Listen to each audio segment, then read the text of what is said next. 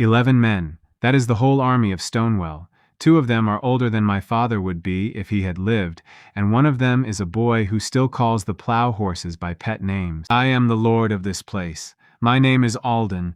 I am 19 years old, and my wall is coming down while I stand here counting. Beyond the ditch there are 300. I counted them twice this morning because I wanted the second count to be kinder to me. It was the same both times. They belong to Duke Harlan Vost, and they have been camped on my barley for 6 days. The barley is gone. The men ate what they could not trample. This is what the great war of this country looks like. A tower with 40 steps in it, a well that never runs dry in summer, and 11 men who have not slept. Sir Ivo rides up to the ditch every morning to say the same thing, and he says it slowly, the way you talk to a child or a dog. Give up the tower. Give up the well. Send the girl out to the Duke as a guest of his house, and you can live in his stable and clean his tack until you are old. The girl is my sister Mira. She is 11 years old and she has a gap in her teeth, and she is the only family I have above ground. I have 40 silver in a box under my bed. Sir Ivo has 300 men in good mail and a war priest who blesses their spears in the morning so they carry better. I have a well. On the wall my sister is counting arrows out loud so the men can hear her. 31, 32, 33. I know there are 19. I counted them myself before dawn, and I put them in the barrel with my own hands.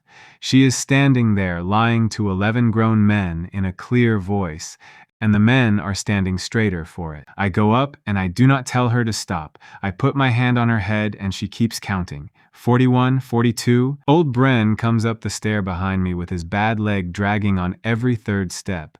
He was a sergeant in a real army once, in a real war, and now he is my whole counsel. He says the mortar on the north face is chewed through. He says by noon they will have a hole a horse could walk into.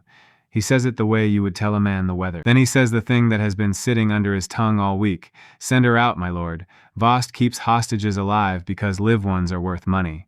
I tell him no. He says then dig. So we dig. At noon the wall does not break. That is the last good thing that happens to me for a while, and it lasts until the middle of the afternoon. What breaks first is Kell. Kell has kept our gate for 9 years. He taught me to set a snare when I was small. I would have given him the last bread in the house if he asked me for it. I see him from the tower window, down in the shadow of the ash tree by the postern, taking something into his hand from a man in a green cloak. His fingers close on it fast. You do not need to know much about the world to understand a closed hand. I go down the stair, with my heart hammering, and I am too slow. The bolt is already drawn back. The postern swings and men in green come through it at a run, and Kell steps aside for them the way a servant steps aside for guests. Tam meets them first.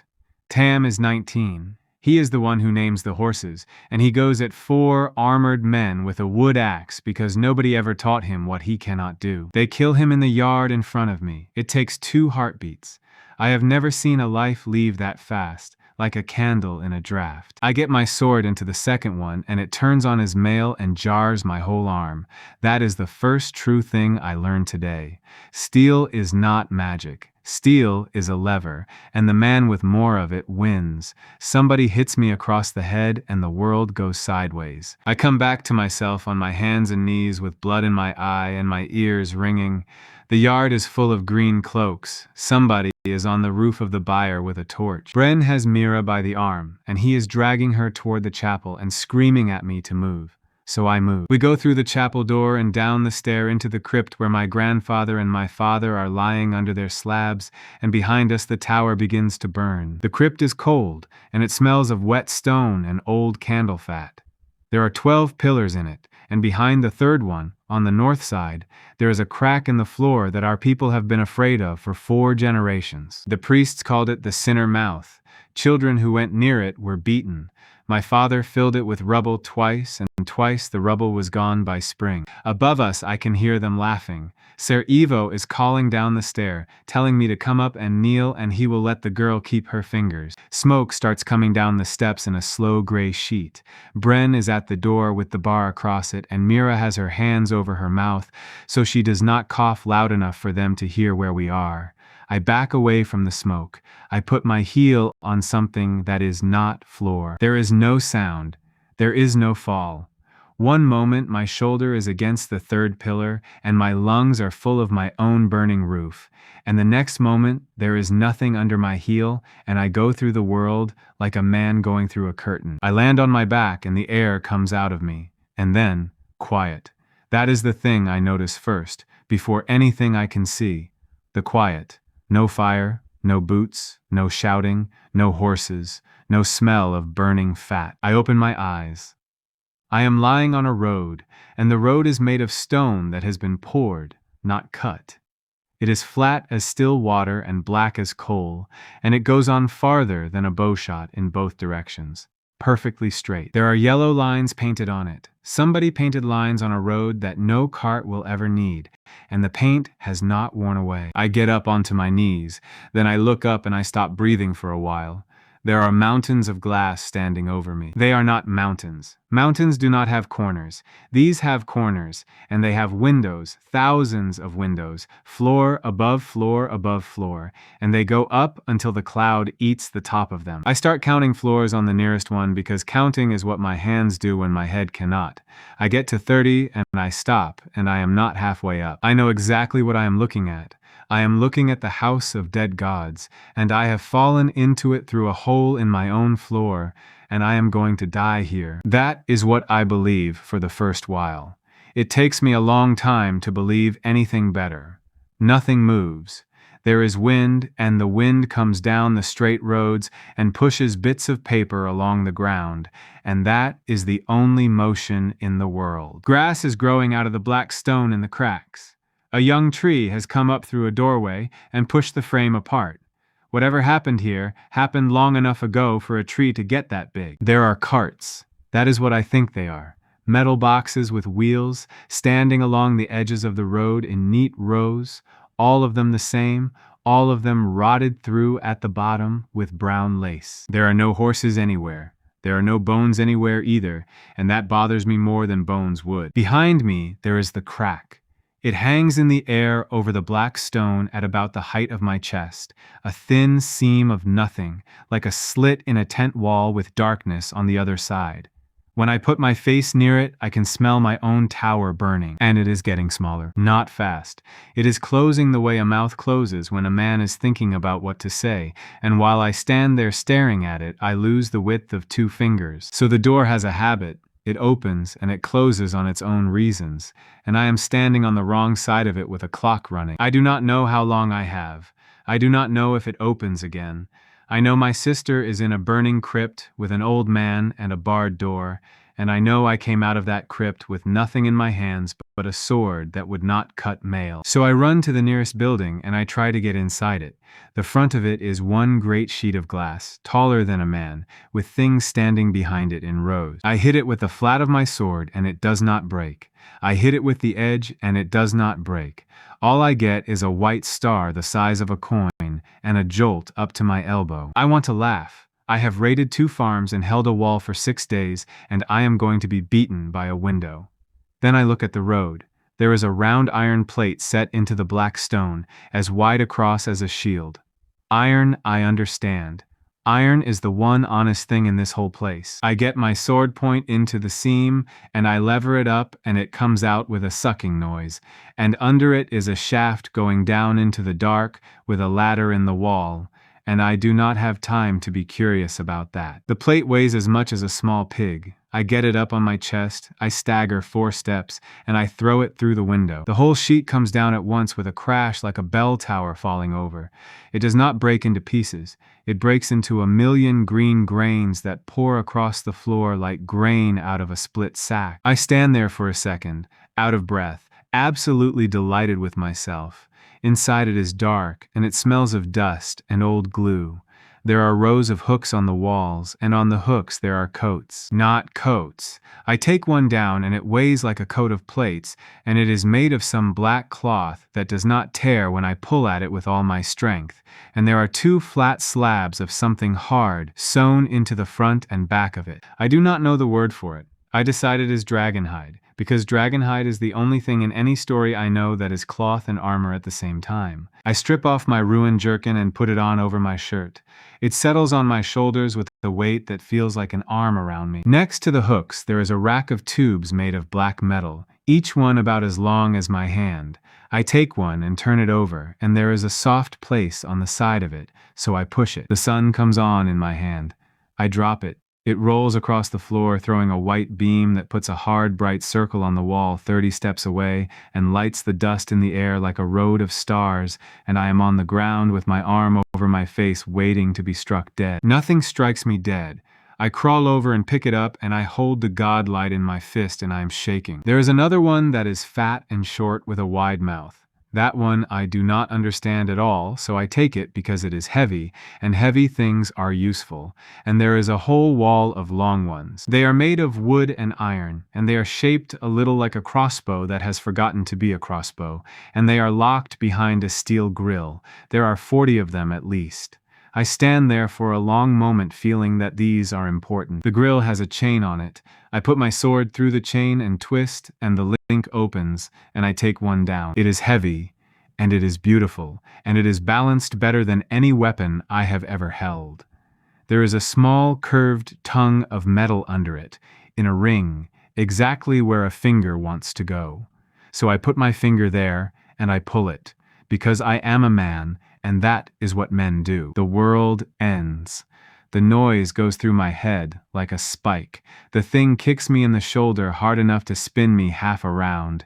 Behind me, a stone pillar loses a piece of its face, and the dust of it drifts down through the beam of the godlight. I am on the floor again. I cannot hear. There is a whine in my ears like a kettle that will not stop. I have wet the edge of my own boot. I drop it, and I run out through the broken window into the road, and I do not look back at it. I have just held the loudest death in the world in my 2 hands, and I have run away from it, and I want you to understand that I knew even then that I would be coming back for it. The crack is half the width it was. On the door of the shop, taped there with something yellow and brittle, there is a paper with writing on it. Somebody wrote it by hand in a hurry and stuck it where anyone coming would see. I cannot read a word of it. The letters are not our letters. They are simple and square, and there are not many of them. And I stand there in a dying world staring at a message left for me by a man who has been dead longer than my grandfather. I take it. I fold it and put it against my chest under the black armor. Then I hear my sister screaming. It comes through the crack thin and far away, like a voice down a well, and it puts everything else out of my head. I go through sideways with my shoulders scraping, and the smoke and the noise and the smell of my burning house hit me all at once. The crypt door is broken off its hinges. Bren is on his knees by the wall with his arm bent the wrong way. Mira is being held up off the floor by her collar like a kitten. The man holding her is Ser Evo. He has taken his helmet off because the crypt is hot, and his face is red and cheerful. He is a handsome man. That is somehow the worst of it. He sees me come out of the dark behind the pillars, and he does not even look surprised. He looks pleased. He drops my sister, and she hits the floor and scrambles backward on her hands. He says my father was a nothing lord and I am a smaller nothing, and my well will water better horses tomorrow. He walks the 4 steps to me unhurried, and he brings his sword down onto my chest with his shoulder behind it. There's a sound like a hammer hitting a sack of sand. I go down on one knee. Something in my ribs gives with a crack I feel in my back teeth. My mouth fills with the taste of copper, and I cannot pull in air. But there is no wound. The blade has skidded off the black cloth and left a shining scrape on the slab in the front of it, and it has not opened my skin, and there is no blood coming out of me anywhere. Ser Evo looks at his sword. He looks at my chest. He does it twice like a man checking his arithmetic. Then he hits me again, and the third time he is not fighting, he is only hitting. The way a man hits a door that will not open. Each one drives me down, and none of them cut me. I am on both knees now, ribs grinding, eyes watering, and I am laughing because I cannot help it, and the laugh comes out as a wheeze. He steps back with his sword shaking in his hand, and he asks me what magic this is. His voice has gone up like a boy who is about to cry. So I show him. I bring out the black tube and I put my thumb on the soft place and I hold the sun a hand from his eyes. He screams. He goes over backward into his own men with his hands over his face, and the 2 behind him drop their spears to catch him, and one of them looks straight into the beam and sits down hard on the floor like a drunk. I get up. My chest is a bag of broken glass, and I get up anyway, and I walk them backward up the crypt stair into my own burning yard, with the light in front of me. They fall back and back and back until we are out under the sky. There are 40 men in my yard, and every one of them can see me now. I am a bleeding boy in a strange black coat holding a white star in his fist, and I have just been hit 3 times with a war sword, and I am standing. Nobody moves. Even the fire seems quieter. Then I remember the fat, short one on my belt. I do not know what it is. I hold it up at the sky, because up is where you point things you do not understand, and I pull the little tongue. The world turns red. A ball of fire climbs out of my hand with a shriek and goes up over the tower and over the ash tree and hangs there burning, and it lights the whole valley, my broken wall, my dead barley, the river, the roofs of Ashwater a mile off, all of it in red. It is brighter than any bonfire I have seen. It stays up there. It does not fall. 40 men in the yard fall down onto their faces in the mud, not from fear of me. They are praying. Some of them are covering their heads. The war priest who blessed their spears this morning is on his knees with his hands out, and he is making a sound I will hear again in my sleep. Ser Ivo is being dragged out of my gate by his own guards with his eyes streaming, and I am standing in the middle of my burning yard under a red sky with a broken chest, and I am thinking one clear thought. And it is not a noble thought. I am thinking that I have 3 of these things and no idea how many are left in the fat tube, and when they are gone I am a boy in a coat again. They ride out before the fire and the sky goes dark, all of them. 300 men leave a broken tower and 11 defenders because of a light. Bren is sitting against the well with his arms strapped to his chest. He watches them go, and then he looks at me for a long time. He asks me where I went. Mira asks me nothing. She has her arms locked around my waist and her face in the scraped black slab over my ribs, and she is not letting go, and every breath I take hurts, and I do not move her. Here is what I have when the sun comes up. 9 men because Tam is dead and Kel has run, 1 old sergeant with a broken arm, 1 sister, a tower with a hole in it and a roof burned off the hall, a well. 40 silver. A black coat that stops a sword and will not stop it forever. A light that will burn as long as whatever is in it lasts, and I do not know how long that is. A fat tube that made 1 red star and might have more. And a crack behind the 3rd pillar of my crypt that a man can just barely get his shoulders through. That morning I go down and stand in front of it with a candle and I make myself think instead of pray. It is open again. It is the width of my shoulders and no more. I put the candle through and the flame does not go out, so there is air on the other side that is honest air. I put a rope through it and pull. It comes back. I put my arm through it and there is cold on my hand. Then I take the sword my father left me and I lay it flat across the crack and let go, and it stays. The crack does not eat what you feed it. It is a door, and doors do not care what you carry. Bren comes down and sits on my grandfather's slab and watches me work, because he cannot use his right arm to do anything else. I tell him everything, every word of it, the black road, the glass mountains, the coats, the loud thing that knocked me over. He does not tell me I am mad. He is old and he has been in a real war and he has seen men come back from things. He asks one question, and it is the right question. He asks whether the door can move. I have thought about that all night. The crack is here. It is in this floor, under this tower, behind this pillar. My grandfather knew about it. His grandfather knew about it and called it a sinner mouth and beat children for going near. If Voss takes this tower, he does not take a well. He takes the only door in the world into a place where the wonders are lying on the floor waiting to be picked up. I say it out loud so that I will have to live by it. We do not hold this tower because it is my house. We hold it because it is the lid on the only hole. Bren nods slowly. Then he says the second right thing, which is that Vost will be back, and asks me how long I think we have. I make him tell me instead, because he has served in a real army and I have not. He works it out on his fingers. Ser Ivo will ride hard for Vosthall and be there in 2 days. Vost will not believe a word of the Red Star, and will spend a day calling his captain a coward. Then he will believe enough of it to want to see, and he will not come with 300.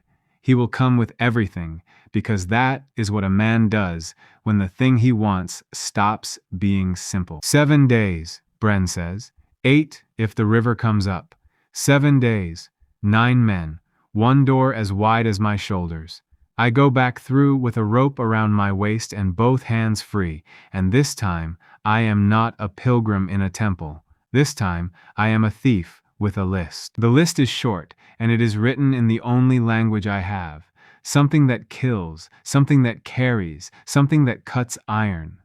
I find the second one first, in a shop with soft, dead things hanging in it that fall apart when I touch them. There are packs there, made of the same black cloth as my coat, with straps for the shoulders and buckles that snap together in your hand like a trap and come apart when you press them. I take 4. Then I stand there a while working the buckle, snap, click, because it is the cleverest small thing I have ever held. The third one I find in a place full of shelves and iron tools, and it is a pair of jaws on long handles. I put them on the chain I broke yesterday and squeeze, and the chain comes apart like a straw. I sit down on the floor of a dead shop in a dead world, and I hold those jaws in my lap, and I understand, finally and completely, what I have fallen into.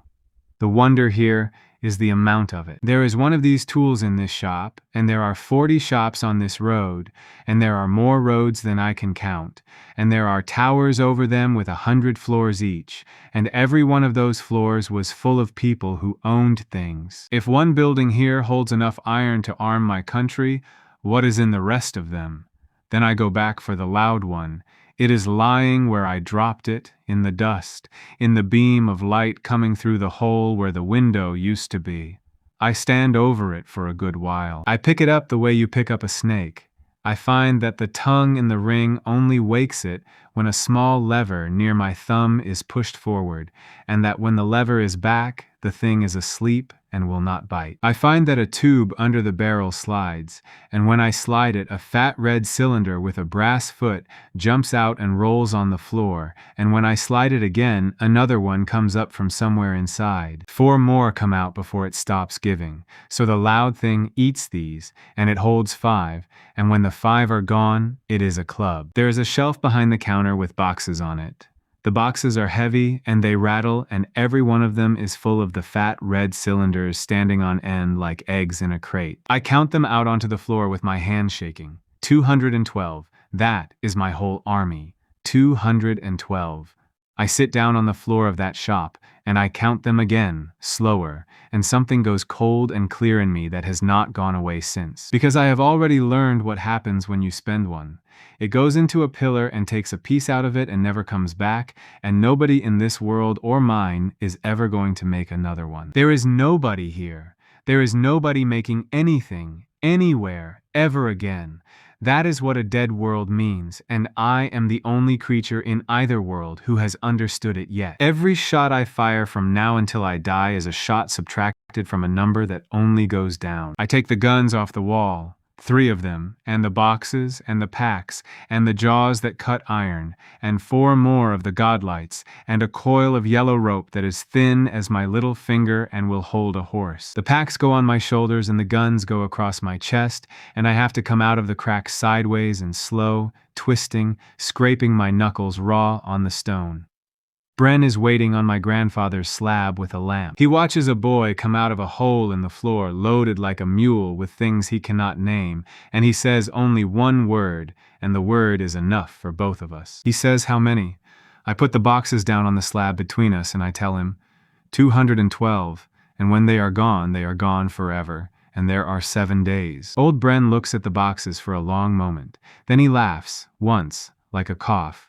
He says that in the real war he served in, a man with 3 crossbows and no bolts still had to make it look like he had bolts, and that the making it look like it is most of the trade. Then he stands up with his arms strapped across his chest and starts giving me orders, and I take them, because for the first time in my life, somebody in my house knows exactly what to do next. The first order is that I stop thinking about the tower. He says the tower is a stone bucket with a hole in it, and no 9 men alive can hold a hole. He says a wall is only useful if there are enough of you to stand along it, and there are not. The second order is that I go and buy people. He says men are the only thing on my list that I cannot carry through a crack in the floor on my back, and I have to get them here the old way, with food and money and a reason. So on the second morning, I take 4 of the good needles and a bag of the flour that comes in a shiny bag that does not rot, and I walk the mile down to Ashwater on the ford, and I go to see the woman who owns the mules. Her name is Marin. She is about 30.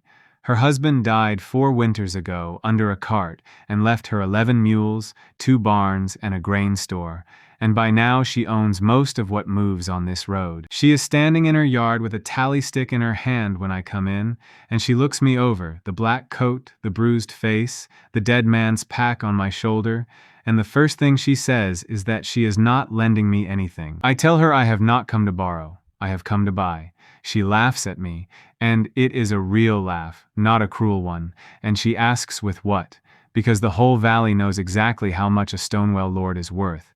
So I put 4 needles down on her table. She goes quiet. She picks one up and turns it in the light, and then she picks up the second and holds them side by side, and then the third and the fourth, and the laugh goes out of her face entirely. She says that no smith in the world makes 4 needles the same.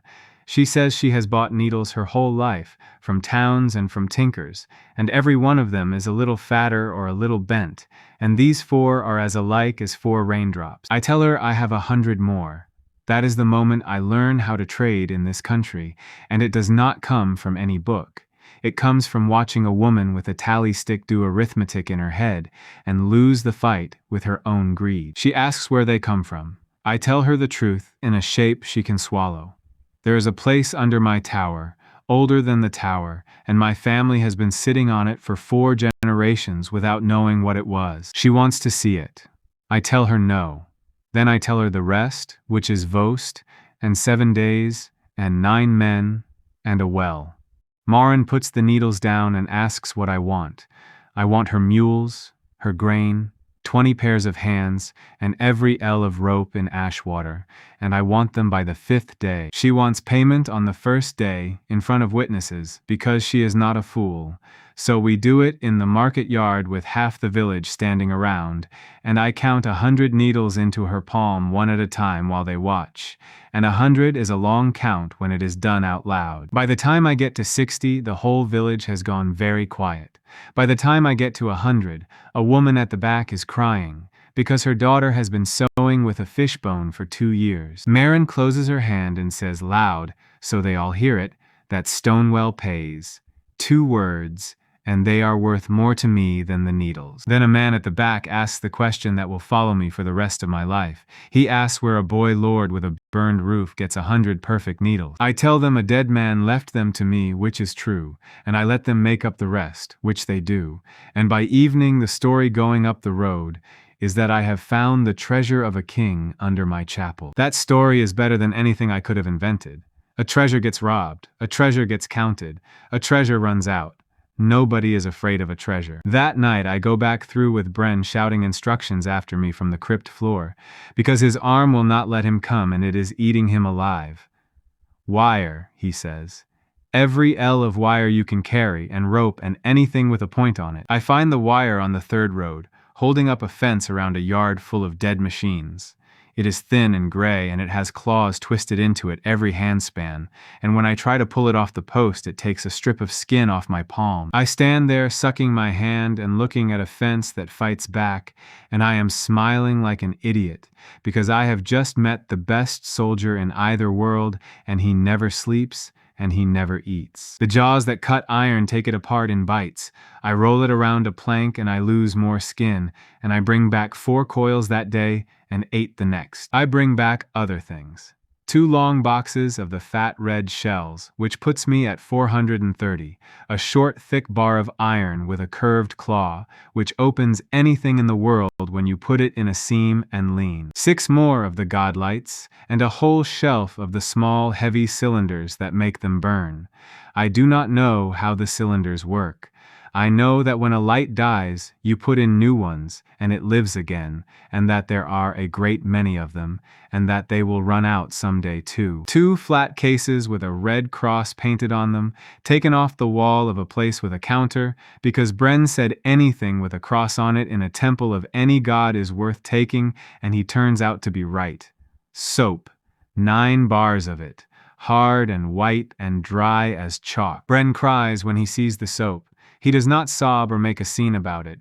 He sits down on my grandfather and holds a bar of it in his one good hand, and water comes out of his eyes and runs into his beard. He says that in the real war, the wound rot took more of his friends than the enemy did, and that they used to fight over a scrap of white soap the way men fight over gold. I have brought back a machine that spits death, and the thing that breaks the old soldier is soap. On the 3rd day, the drilling starts, and the drilling is where I learn that everything I believed about war is a child's picture book. I thought soldiers stood in a line because they were brave. Bren tells me nobody is brave. He says a man in a line stands there because his hands are busy doing a thing he has done 900 times, and because the man beside him is still standing. So we make their hands busy. 22 villagers and my 9 in the mud behind the byre, doing the same 4 movements from dawn until their arms shake. Not sword work. Bren will not waste a day on sword work. They plant a stake, they step back. They plant the next one, they step back. They pull a rope tight and tie it off. They do it again. They do it in the dark. By the 4th day, they can put a line of 40 stakes into the flat by the ford in the time it takes to boil an egg, and they can do it while a man screams at them, because Bren screams at them the entire time on purpose. The 3rd night, I take 3 men through the crack. I take old Bren because he has to see it, or he will never believe a word I say again. I take a smith named Dolph, who is the strongest man in Ashwater, and I take Mira, because I have already learned that if I try to leave her behind, she simply follows. They come out onto the black road one at a time and they stand there, and none of them say anything for a long while. Dolph is the first to move. He walks to the nearest of the dead metal carts, and he puts both hands on it, and he starts to shake. He is a smith, and he is standing in front of more worked iron than he has seen in his whole life, all in one place, all of it thrown away by the side of a road. He asks me who was rich enough to leave this here. I tell him that everybody was. Bren looks up at the glass mountains for a long time, and then he does something I did not expect. He puts his hand flat on the wall of the nearest one and says a prayer for the dead, the short one that soldiers say over a grave when there is no priest. He says a place this size held more people than the kingdom. He says they all went somewhere, and nobody swept up after them, and that means whatever took them fast. Mira is not frightened at all. Mira has found a shop with soft things in it and comes out wearing a red hat with a stiff brim and asks whether she is allowed to keep it. And that is the end of the holy silence. We take everything a smith and a sergeant point at, and we make 4 trips each.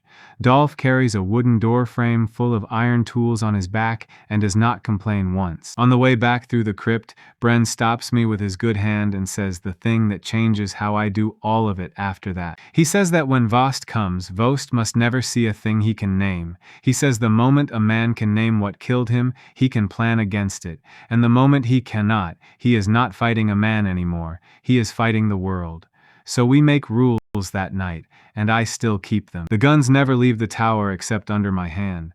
Nobody but the 3 of us knows what they are, and the 3 of us call them the Iron Saints out loud, in front of everyone, all the time. Nobody fires without an order. Nobody.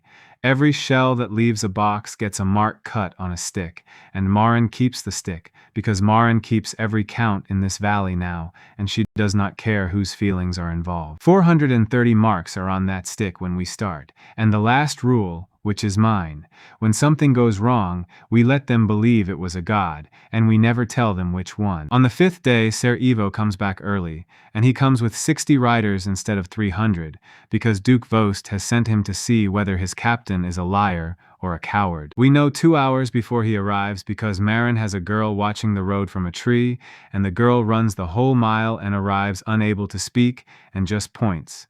2 hours is enough. 2 hours is what we have been drilling for. They have to cross at the ford. There is no other crossing for 6 miles in either direction, and the banks above and below are cut deep and soft.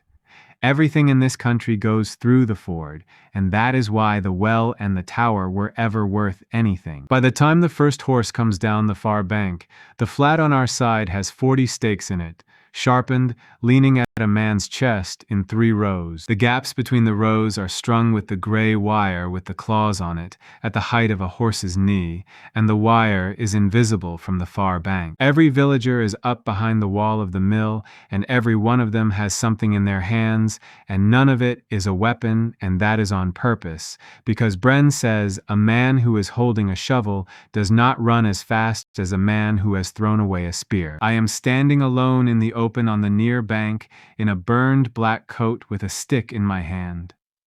Ser Ivo sees one man, and he does what any knight in this world would do.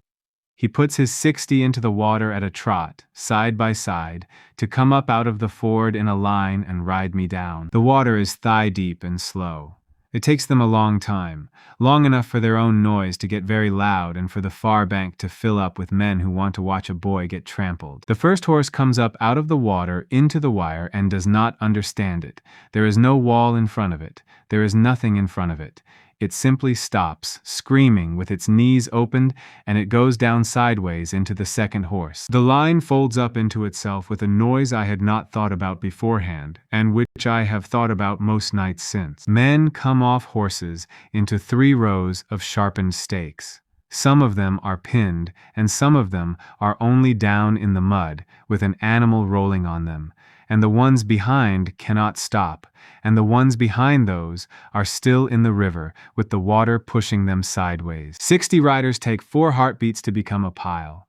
Then Bren, from behind the mill wall with his arm strapped to his chest, says the only order of the day in a voice like a door closing. He says now, 3 shots, that is all we spend. 3 out of 430. Dolph is on the mill roof, and he does not aim at a man because I have made him swear not to.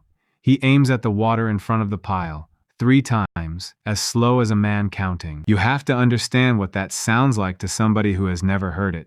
There is nothing in that world to compare it to. The nearest thing is a tree splitting in a storm, and no storm ever did it 3 times on purpose, evenly spaced, while the water jumped up in a white column each time. 60 men who were already tangled in stakes hear the sky crack 3 times over their heads, and something in them comes loose. They go back into the river, all of them, the ones who can walk and the ones who have to crawl, and one of them is dragging another by the collar and shouting the name of a saint. Ser Ivo is the last to go. He gets his horse turned and he stands in the water and he looks at me for a while across 40 ells, and I look back at him and I do nothing at all, because Bren has told me to stand still and let him look. Then I lift the fat tube and put a red star up over the ford in broad daylight, and the far bank empties like a spilled bucket. We do not lose a man, not one. We take 14 horses, 42 spears, 9 sets of decent mail, and a knight's helmet with a green plume that Mira wears at supper for a week. We also take 4 prisoners who could not run, and one of them is a boy of about 16 with a broken leg who lies in the mud sobbing that he does not want to be eaten. Somebody has told these men that I eat people. I do not know who started it, and I decide immediately that I am never going to correct it. That night, the count goes on the stick. 427, 3 shells to break 60 riders. Bren says it is the best trade he has ever seen in his life, and then he says the thing that takes the taste out of my mouth, which is that it will never be that cheap again. He says the next man who comes will have heard about the wire and the stakes and the noise, and he will come slower and wider and at night, and the third man will bring something I have not thought of. Away east in Vosthall, a captain with a green plume missing from his helmet is standing in a hall telling his duke that the boy at the ford has the fire of heaven in a tube. Duke Harlan Vost listens to all of it without moving. Then he asks one question, which is whether the fire ever came twice from the same tube, and Ser Ivo has to say that he did not stay to watch. Vost sends for 2 people that night. One is a man who counts money for him. The other is a war priest of the Bright Order named Brother Ossian, who has spent his life burning people who own things they should not own. The morning after the ford, I have 4 prisoners and no idea what to do with them, and Bren is watching me to see what kind of lord I am going to turn out to be. 2 of them are grown men in vast mail who will go home the moment I let them and tell everything they saw. One is a farrier who says he was pressed and does not care whose horses he shoes. The last is the boy with the broken leg. His name is Pell, and he is 16 and his leg is bent in the middle of the shin where legs do not bend. I take the flat case with the red cross on it and I open it in front of everybody, and inside there are white sticks and rolls of cloth that stick to themselves, and a pair of shears that will cut a boot off a foot without touching the foot. Bren does the pulling. I hold the boy's shoulders. He screams once, and then he faints, which is a mercy for both of us, and we splint the leg straight with 2 of the white sticks and wrap it in cloth that goes on wet and dries hard as a shell. When he wakes up and looks down at his own leg lying straight in a white case, he asks Bren whether he is dead. I send the 2 soldiers home on foot. I give them bread for the road, and I tell them to say exactly what they saw and to leave nothing out, because a true story about me is worth more than any lie they could invent. The farrier stays for wages. Pell stays because he cannot walk, and by the time he can walk, he has decided he lives here now, and nobody argues with him about it. Then I ruin my own reputation with the masons. The tower has a hole in the north face. Every man in the valley expects me to build it back up, higher, with better mortar, because that is what a lord does after a siege, and everybody can see it from the road. I do not build the wall up, I build the ground down. We dig a ditch around the hole of Stonewell, wider than 3 men and deeper than a tall one, and we throw the earth inward and beat it flat into a bank as high as my chest and as thick as a cart. A wall you can climb in a heartbeat. That is what the mason from Ashwater says, and he says it to my face with his hands on his hips, and behind him 12 men are nodding. He tells me a proper wall is high because high is what stops men. I tell him a high wall is a thing you have to stand on, and I have 30 people, and 30 people cannot stand on a high wall in enough places at once. He says he has built walls for lords for 26 years. I tell him he has built walls for lords who lost. That is a cheap thing to say, and I say it anyway, in front of everybody, and I am not proud of it. He walks off the job and takes 4 men with him. Bren watches them go and says nothing for a while. Then he says that I was right, and that being right is the cheapest thing a lord ever owns, and that I have just paid 4 men for it. I do not understand what the bank is for until we test it, and then everyone does. The ditch is what stops a horse, not the wall. A horse will jump a bank, and no horse in the world will jump into a hole and out of it, and the man in the ditch has to climb the bank slowly, on his hands in front of me, with his back bent. We put stakes in the bottom of the ditch, leaning outward. We put the wire along the outer lip where nobody can see it against the grass. We leave 4 gaps, and we do not leave them by accident. The gaps are where I want people to come. Every gap has 40 paces of open flat ground in front of it, that Dolph has measured and marked with a white stone at each 10, so that a man on the bank knows the range of everything in front of him without thinking. That is the whole of it. A hole, a heap of dirt, some wire, and stones on the grass. It costs nothing but sweat, and it will kill 100 men, and every knight who rides past it laughs. While they dig, I go back through for the second kind of supply, and the second kind is harder to explain to my own people than any weapon. Soap and boiled water and clean cloth. Bren gives the orders because they come better from an old man with scars. Every wound gets washed with spirit. Every bandage gets boiled and dried. Every man washes his hands before he touches another man's meat. They think it is a religious observance. They think I have brought back a God who is very particular about washing, which is close enough to the truth that I let it stand. In the 3rd week of that summer, the shaking fever comes up the road from the low country the way it comes every few years. Ashwater loses 9 people in 14 days. 4 of them are children. Stonewell loses nobody. We are drinking off the well and boiling everything and washing like a temple full of madmen, and the fever walks around our bank and goes on down the road, and after that there is not one person in this valley who laughs at the soap. Marin buries a cousin on the 9th day. I stand at the back of it, and I do not say anything clever, because there is nothing clever to say, and afterward she finds me at the gate and looks at me with her eyes red and asks me straight out. She asks whether I could have stopped it if I had told her sooner. I tell her the truth, which is that I do not know, and that I think probably some of it, and that I did not tell her sooner because I was afraid she would ask me where I learned it. She does not shout, she stands there a while. Then she says that from now on I tell her everything that could put a person in the ground, and I can keep the rest of my secrets as long as I like. We shake hands on it like two traders in a yard, and that is the first time I ever think about her hand after I have let go of it. Meanwhile, the godlights start dying. The first one goes yellow and then orange, and then it is a warm little coal in my fist that lights nothing, and I open it and take the cylinders out and put in new ones, and it burns white again. Then I count the cylinders I have left, and I understand the shape of my future.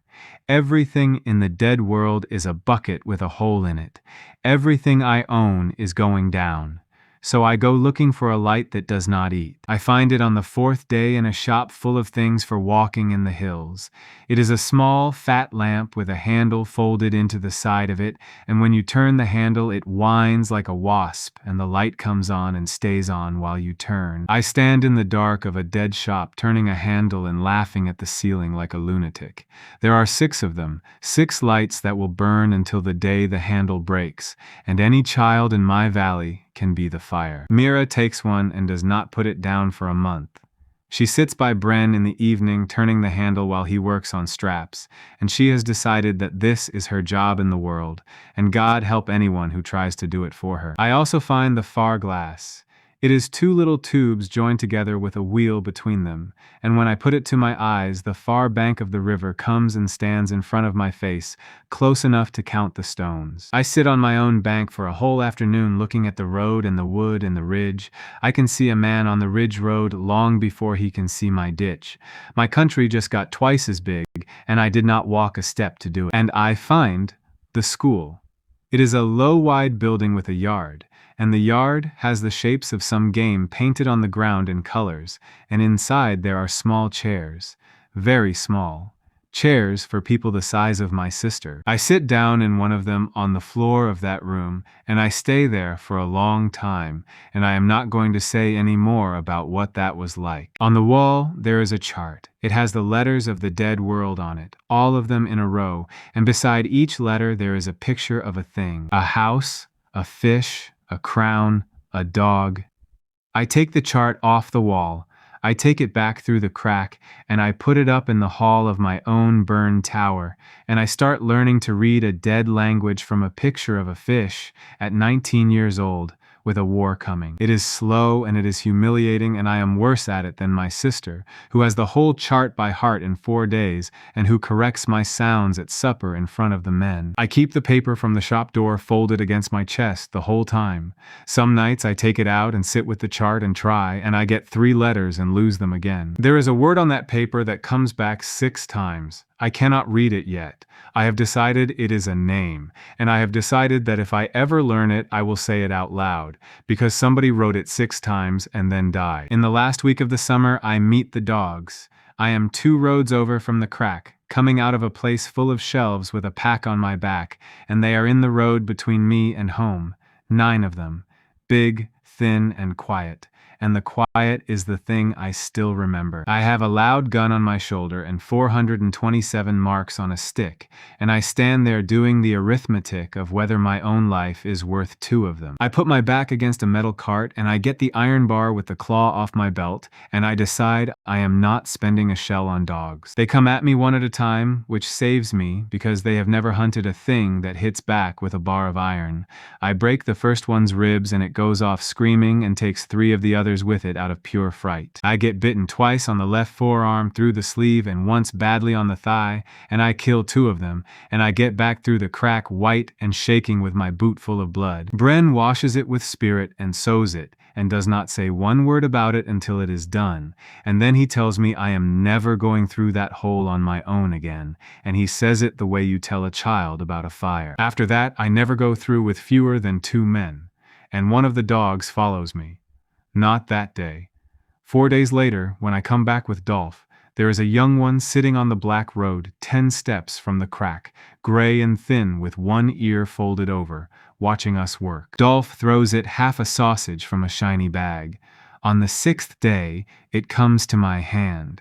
On the 9th, it comes through the crack behind me without being asked, and sits down in my crypt and looks around at my dead grandfather like a guest who has decided to stay. The men name it Saint, because by then, everything strange that comes out of my crypt is a saint, and because Bren says a dog is the only kind of saint that will bite for you. The valley loves that dog more than it loves me. I am not being modest.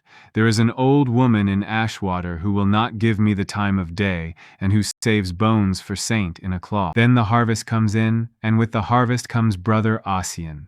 He arrives at Ashwater on a white mule with 12 men behind him carrying a bright sun on a pole, and he does not come to my gate. That is the clever part. He never once comes to my gate. He preaches in the market yard on the day the last of the barley is in, when every soul for 4 miles is standing in that yard with money in their hands. He does not shout. He is a small, neat man with a soft voice and very clean hands, and he stands up on a cart and asks the valley 3 questions. He asks who lit the red star over the ford. He asks what God that boy prayed to when he did it, and whether any of them heard him pray at all. And he asks what a man gives away in the end for 100 perfect needles. Then he goes away and lets them think about it. That is a better weapon than anything I brought back through the crack, and he did not have to carry it on his back. By the end of the week, 13 of my 22 hired hands do not come to work. Not out of hate, out of fear, and out of not wanting to be the family everyone remembers when the Bright Order writes its list. The mason who walked off my ditch is standing next to Ossian in the yard now with his hands folded. Marin keeps sending her mules. Marin stands in the yard while Ossian preaches and does not lower her eyes once, and when he asks his 3 questions, she says, loud enough for the back of the crowd, that her cousin is in the ground, and 9 others are with her, and not one of them is from Stonewell. He smiles at her and says that the Bright Order will pray for her cousin. She says her cousin needed soap. I am not there. I hear all of it that evening from 3 different people, and every one of them tells it differently, and in all 3 versions, Marin wins. That is the night I stop thinking of her as the woman who owns the mules.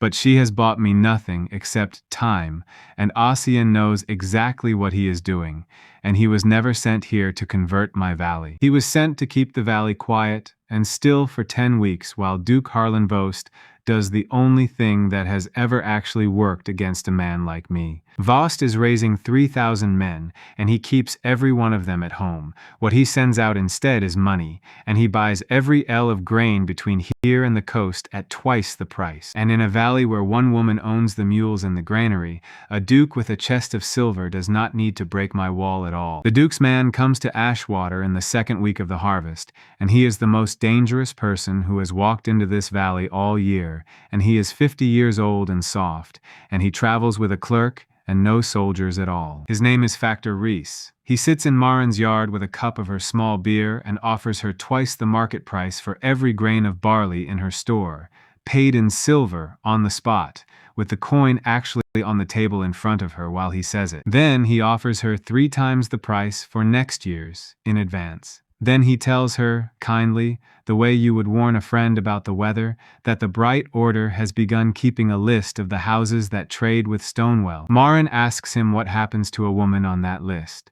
He says he has no idea, he is only a man who counts, and he pushes the silver an inch closer to her hand. She takes it. I hear about it that evening, and I go down the road at a stupid speed with my ears roaring, and I come into her yard ready to say something I would not be able to take back. She is standing in her empty barn with the tally stick in her hand, and she does not even let me open my mouth.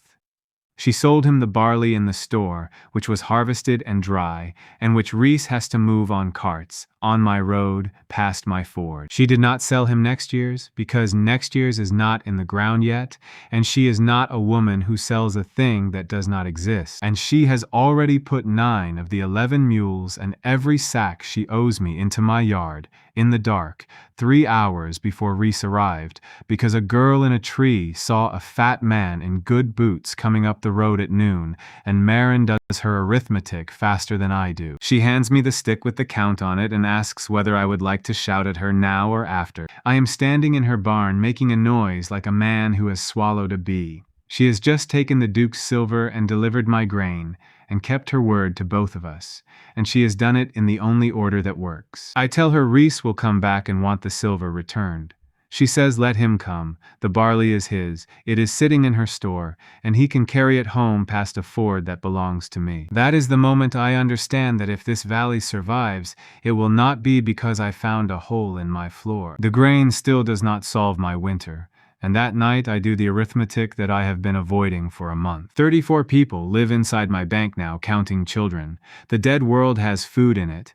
I have seen it, and I have eaten it. There are tins, metal cans, sealed hard, that clang like little bells, and when you get them open with the iron claw, there is meat inside, or beans, or fat yellow halves of some fruit in sweet water, and none of it has ever seen air. The fruit is the thing that breaks the valley. I bring back 1 tin and open it in my own hall in front of 16 people, and Bren tastes it and puts his hand over his mouth. It is sweeter than honey, and it is soft and cold, and there is a whole tin of it. In the middle of a war, in a burned hall, in a country where a good year means bread and onions. Mira names it God fruit, and the name sticks, and I will hear grown men refer to it as God fruit for the rest of my life, in council, seriously, with straight faces. But here's the arithmetic. A man can carry 60 pounds through the crack and up the crypt stair without hurting himself, and he can make 10 trips in a day before his legs go. 34 people eat about 100 pounds of food a day, which is 2 men working half a morning, and that is why I cannot be starved out, and Duke Voss does not know it yet. A village of 400 eats 1,200 pounds a day. That is 20 men carrying all day, every day forever, up a stone stair, through a hole as wide as my shoulders, and it does not leave one hand free to dig a ditch or hold a wall. So I can feed my house from the dead world, and I cannot feed my country from it, and every single thing I do for the next year is shaped by that one number. I tell them so in the hall, out loud. I have learned by now that a rule everybody has heard is worth 3 rules the Lord keeps in his head. Grain feeds the valley, the crack feeds Stonewell and the sick and the children, and nobody else, and no argument. Ossian hears about the God fruit within 9 days, and he is ready for it because he is much better at this than I am. He preaches that the boy at the tower feeds his people on food that no field grew and no woman baked, and he asks the valley to think about what kind of table sets out meat that never rots. He calls it devil's bread. He tells them that a man who eats it eats a debt, and that would have worked, except that in the last week of that autumn, a carter's wife named Iva has a bad birth and loses too much blood and cannot feed her son, and the child goes down to nothing in 4 days. She comes to my gate at night with the baby inside her coat so that nobody on the road will see her. We give her 4 tins of the milk that comes as a thick, sweet paste, and clean water, and a rubber teat off a thing in a shop I did not understand until Bren explained it to me while laughing so hard he had to sit down. The boy lives. He is fat and loud by midwinter, and Iva names him after nobody in particular, because naming him after me would have got her burned. Half of Ashwater comes to my gate after dark that winter, and goes home before light, and stands in the market yard the next day nodding while a small neat man explains why they must not. I do not blame a single one of them. A man who has to choose between his priest and his child is just a man in a bad year. Then comes the night I do the arithmetic right, and the answer is still wrong, and I have not stopped thinking about it since. They come for the mules. It is Ossian's doing, though nothing will ever be proved. 11 men in no colors at all come down the ridge at moonset and go for Marin's yard, and their orders are to burn the barn and drive the mules into the river. The girl in the tree sees them and runs, and we get out of the gate with 16 men, and we come up on the yard from the mill side, and I have 3 loud guns in my house, and I bring one, and it has 5 shells in it, and I have 427 on the stick, and I do not fire it. I have a reason. The reason is good. It is the same reason Bren gave me on the crypt stair, which is that the moment a man can name the thing that killed him, he can plan against it. There are 11 men in that yard, and any one of them who runs away with the range of my gun in his head is worth more to Vost than 11 dead ones. So I give the order to take them with spears in the dark and no noise. And we do. We take 9 of them. 2 get away over the wall. And Wick, who is Dolph's younger brother, who is 20 and who has been carrying iron on his back through a hole in the world for me all autumn, goes into the barn door first because he is the fastest, and a man behind the door puts a spear up under his arm. He dies in the yard in about the time it takes to boil water, and he is awake for most of it, and he keeps asking whether the mules got out. The mules got out. That is the thing I said to him, and it was true, and it is the last thing he heard, and I have never decided whether that was a good answer or a coward's one. Dolph carries his brother home himself. He will not let anybody help him, and it is 1.5 miles. Then he puts him down in my hall, and he looks at me, just once. He does not say a word, that night or the next day or the day after. He goes on working. He goes through the crack. He carries what I ask him to carry. He shoes the horses, and he does not speak to me for 11 weeks. And every single day of them I know exactly what he is not saying, which is that I had a thing in my hands that makes the sky crack open. And his brother went through a door first, and I chose the price, and I chose it right, and it was not my brother. Bren tells me that a lord who has never spent a man cheaply has never held anything worth holding. It is the only thing that old man ever said to me that I wanted to hit him for. Marin comes up the next morning with her hair unbrushed and stands in my yard looking at the shape under the cloth, and she asks me quietly whether the gun was loaded. I tell her yes. She does not say anything else about it, then or ever. But that night she takes the tally stick out of her apron, the one with 427 marks on it, and she cuts one more mark into the end of it, in a place by itself, away from the others. She says that one is for Wick, and that from now on the stick counts both. I wanted to be sick and I wanted to thank her, and I did neither, and I have kept that stick where I can see it ever since. We hang 2 of the 9 because 2 of them are the ones who were carrying the oil for the barn, and the valley wants a hanging. The other 7 I put on the ditch with shovels for the winter, and by spring 4 of them have decided they live here now, which is a thing I am learning about men. Very few of them care whose side they are on.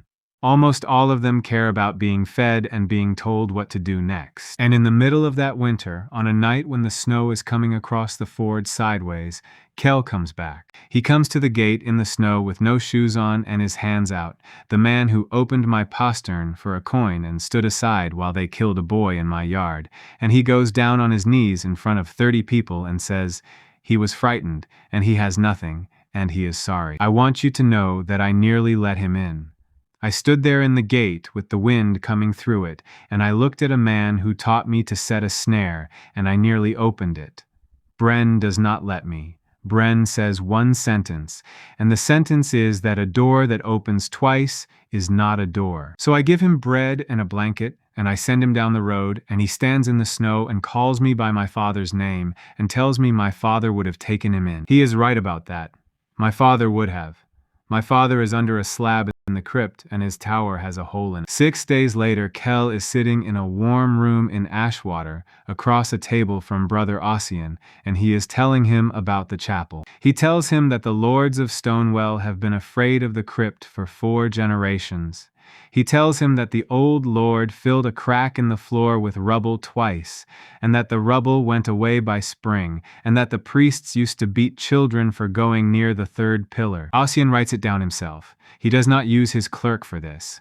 Then he asks Kell one question, and it is a better question than any that Duke Vost has asked all year. He asks whether the boy ever comes up out of that crypt carrying things. That winter, I solved the problem that has been sitting on my chest since the first day, and I solve it by accident, and the man who finishes solving it is a man who has not spoken to me since his brother died. It starts with a dead cart on the black road that I have walked past 40 times.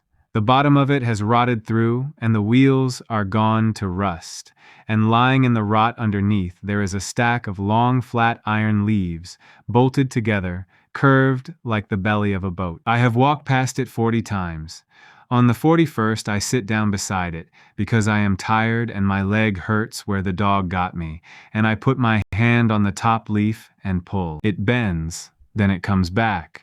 I pull it again, harder, with both hands and my heel against the wheel, and it bends further and comes back again, and it does not stay bent, and it does not crack. I have been a lord in a country where a sword that will bend and come straight is a thing you tell stories about, where the best blade any of us has ever seen was made by a smith in the capital and cost a farm. And this is under a cart, in the mud, on a road with 60 more carts on it, on a road that meets 40 other roads. I cut the bolts with the jaws, and I carry 3 of those leaves back through the crack on my shoulder. Then I go straight across the yard in the snow to the forge, and I put them down on Dolph's bench without a word, because he has not spoken to me in 11 weeks, and I am not going to make him start now. He looks at them for a long moment without touching them. Then he picks one up and bends it over his knee, and it comes back straight in his hand. He does it again.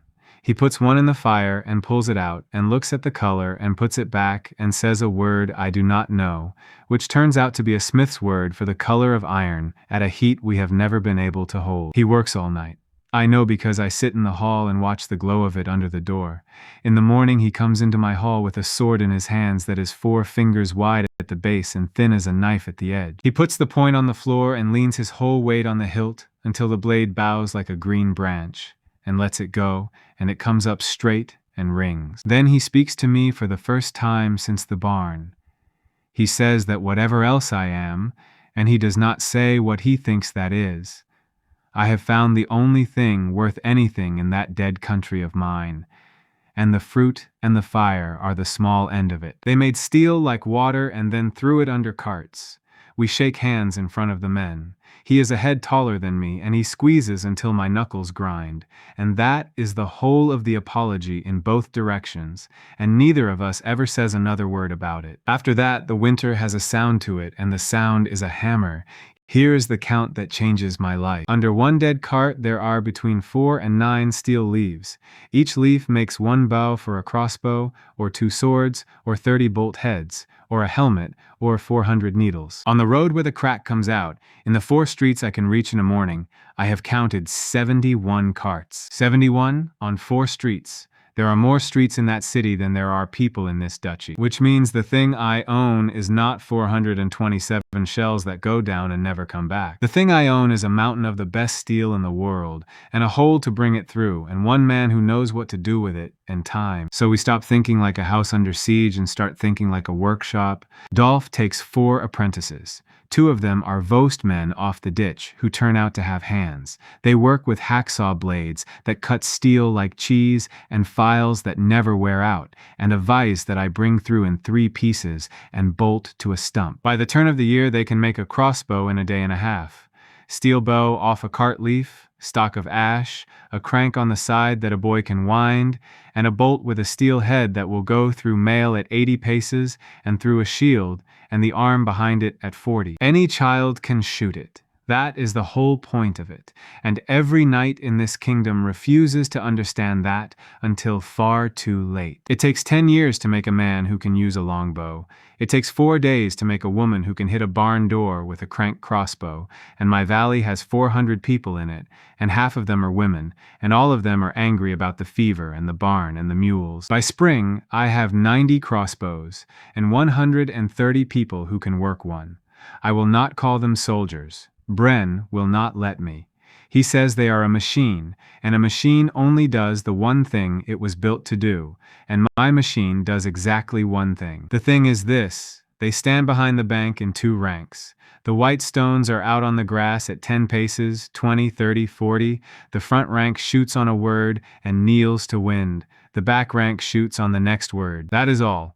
There is no swordplay in it, no charge, no glory, no line of shining men going forward with a banner. There is winding, and a word, and winding, and a word. Bren drills them at it in the mud, in the snow, in the dark, on the day after a feast when they are all sick, until it is as dull as milking. He tells me the day it is finished. He says they are ready, and I ask him how he knows, and he says because they have stopped arguing about it. He drills me too. Every morning that winter in the yard before anybody else is up, never with a sword. He will not put a sword in my hand for practice at all, and it makes me furious for about a month. He says any lord can find a man to swing steel for him, and that the only fight I will ever have to win myself is the one that comes after somebody has already got hold of me. So we wrestle.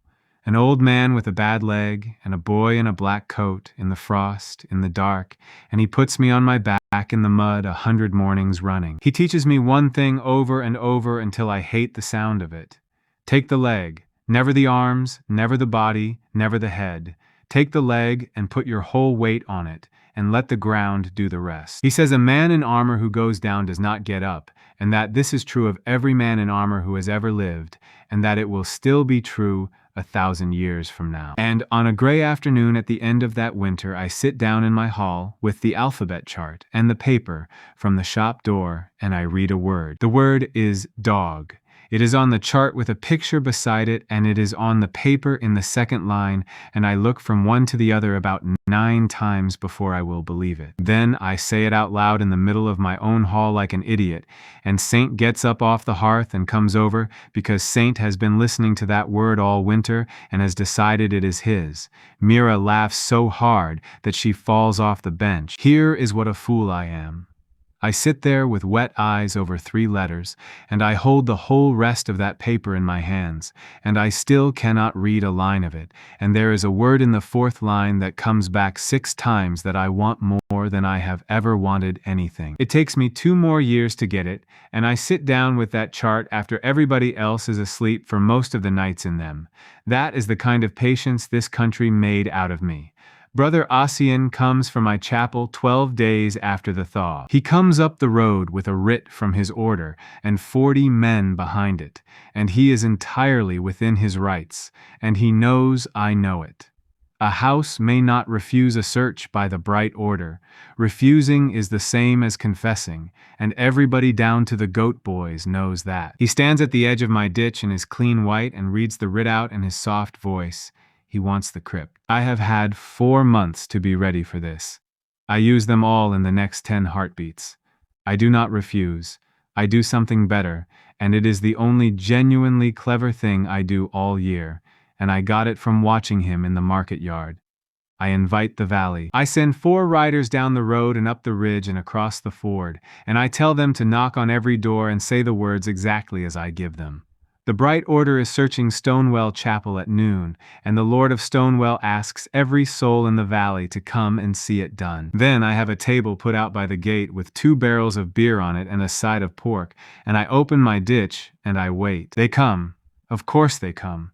400 people who have been told for 6 months that there is a devil under my floor are not going to stay home when somebody offers to open it in daylight with free beer. By noon, there are more people inside my bank than have ever been in it, sitting on the grass, eating my pork, arguing, and Ossian has to make his search in front of every one of them. I go down the stair first with a torch in my hand, and I hold the door for him like a good host. Here is what is in my crypt. My grandfather under his slab and my father under his. 12 pillars, a great deal of old candle fat. 3 broken chests, empty, thrown in a corner with their lids off and their hinges rusted through, which have been there since my great-grandfather's day, and which the whole valley believes is where the treasure came from. And behind the 3rd pillar on the north side, a crack in the floor, 3 fingers wide with dust in it. because I closed it. I have known for 2 months that this day was coming, and I have spent 2 months learning the habits of my own door. It opens as wide as my shoulders, and it stays that way for hours at a time. It narrows in the cold. It narrows when there is weather coming on the other side. And when Dolph and I lay 6 courses of dressed stone right across it, mortared and grouted and left to cure, it does not push them off.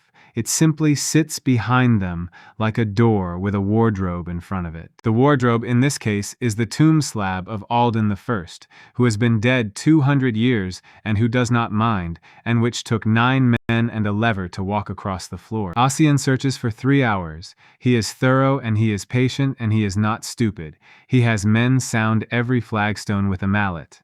They find the crack. It is 3 fingers wide and full of dust, and there is nothing behind it but the base of a 200-year-old tomb, and a mason from Ashwater is standing right there in the crowd, the same one who walked off my ditch, and Ossian asks him whether that stone has been moved recently. The mason looks at the mortar. Grouted stone with 4 months of crypt damp and candle soot on it does not look new to anybody, and it does not look new to him. He says, "No." That is the sweetest word I have ever heard in my life, and it comes out of the mouth of a man who hates me. So Ossian comes back up my stair into a yard with 400 people in it, and he has to stand there in the sun and tell them what he found. He is too good to lie. He says the crypt of Stonewell holds nothing that offends the Bright Order. I take it from there in front of everybody because Bren has told me to, and because I have been waiting all winter.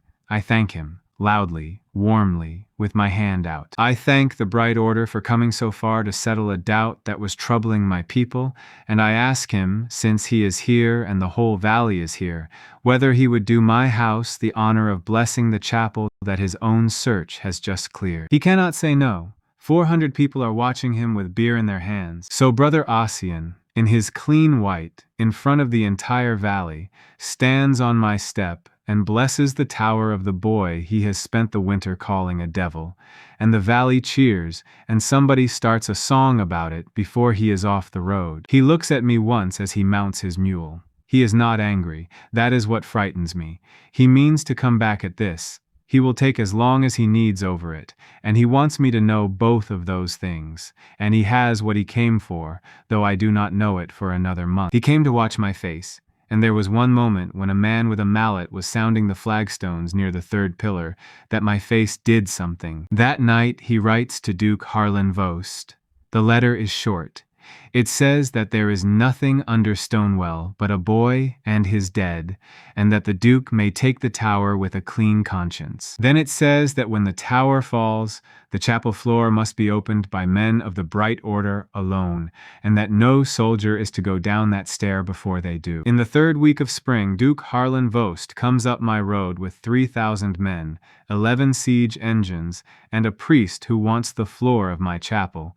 And this time he has not come to talk about a well. I watch them come in through the far glass from the top of my own broken tower, and it takes them the whole of 1 day and half of the next to finish arriving. That is the number nobody tells you about an army. Forget the strength of it.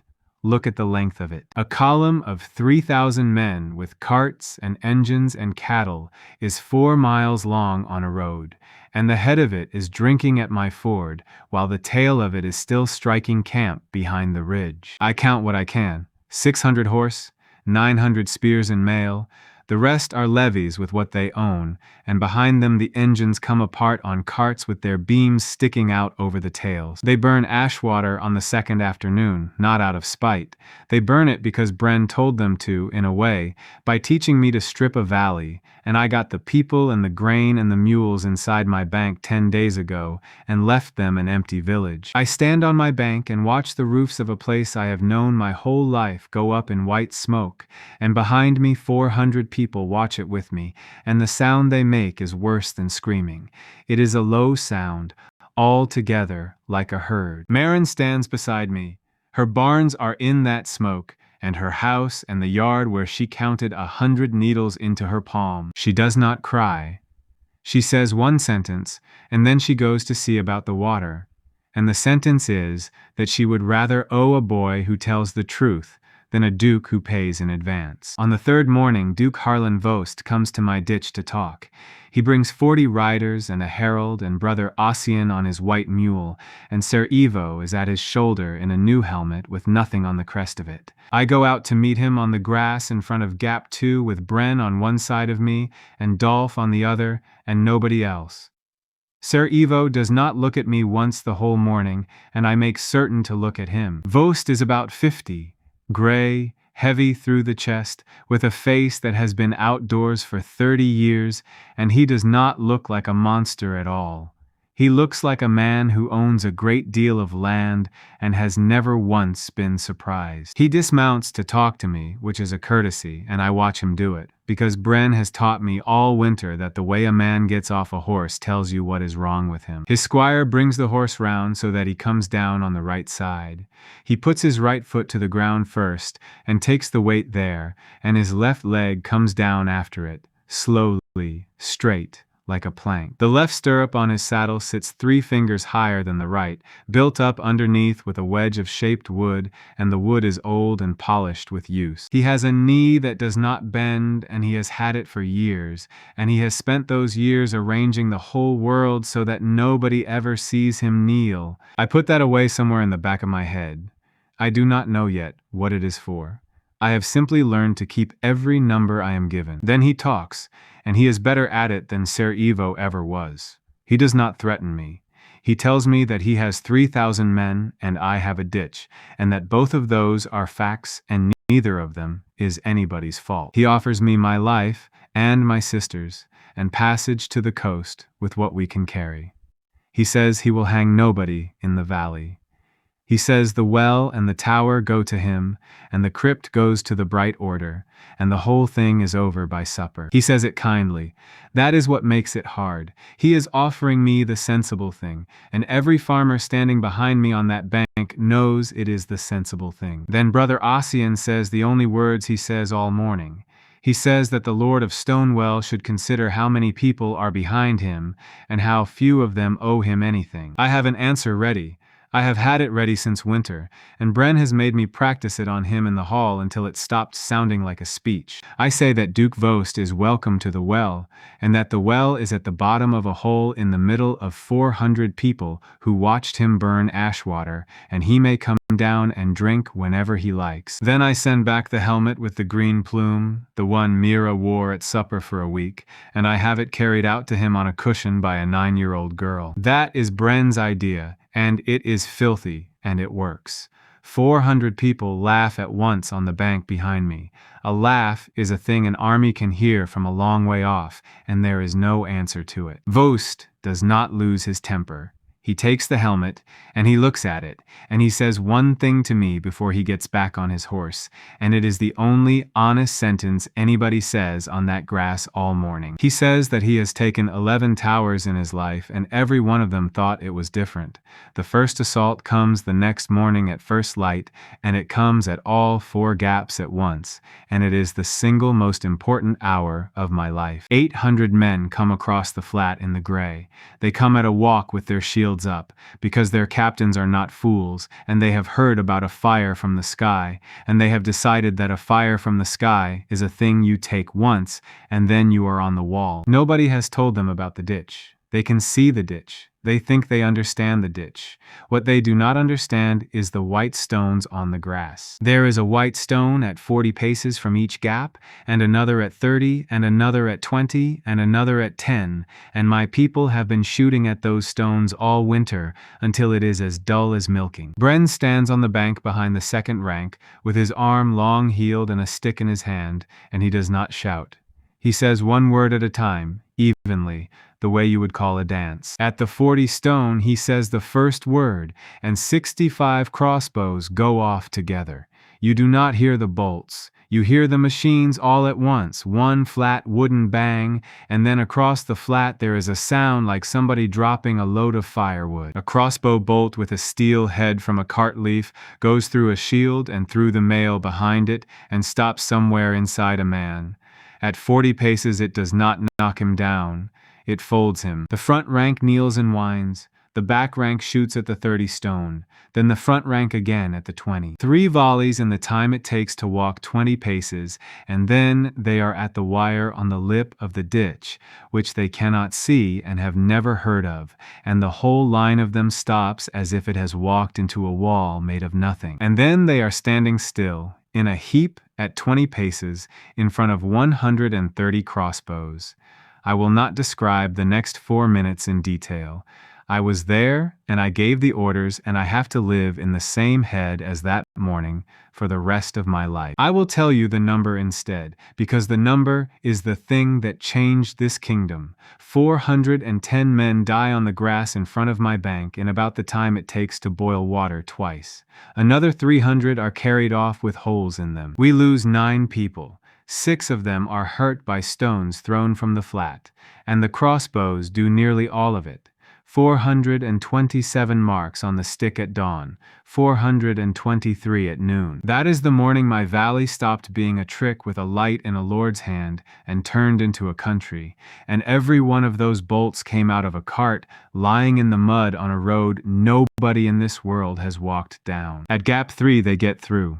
That has to be said, because the men who did it were brave, and because it is why the story that goes out of this valley has a monster in it. 60 of them get across the wire on the bodies of the men in front of them, and they come up the bank at the 3rd gap in a wedge with an axeman at the front, and they are 6 paces from Dolph's apprentices when Bren pulls the cord. Set into the face of the bank at Gap 3, behind a facing of turf, there are 4 loud guns lashed to a beam, with their mouths pointing out and down, at the place a man has to put his feet. There is a cord that runs from all 4 tongues to a single ring, and Bren has the ring on his finger, and he has been standing there for 4 minutes with his finger through it, waiting. He pulls it, it goes off as one sound, not 4, 1, something like the ground itself splitting along a seam. The wedge of 60 men stops existing from the knees up in the front rank, and the men behind them see a thing that no story in this world has ever prepared them for, and the whole assault comes off my bank like water off a roof. They call it the Iron Saint.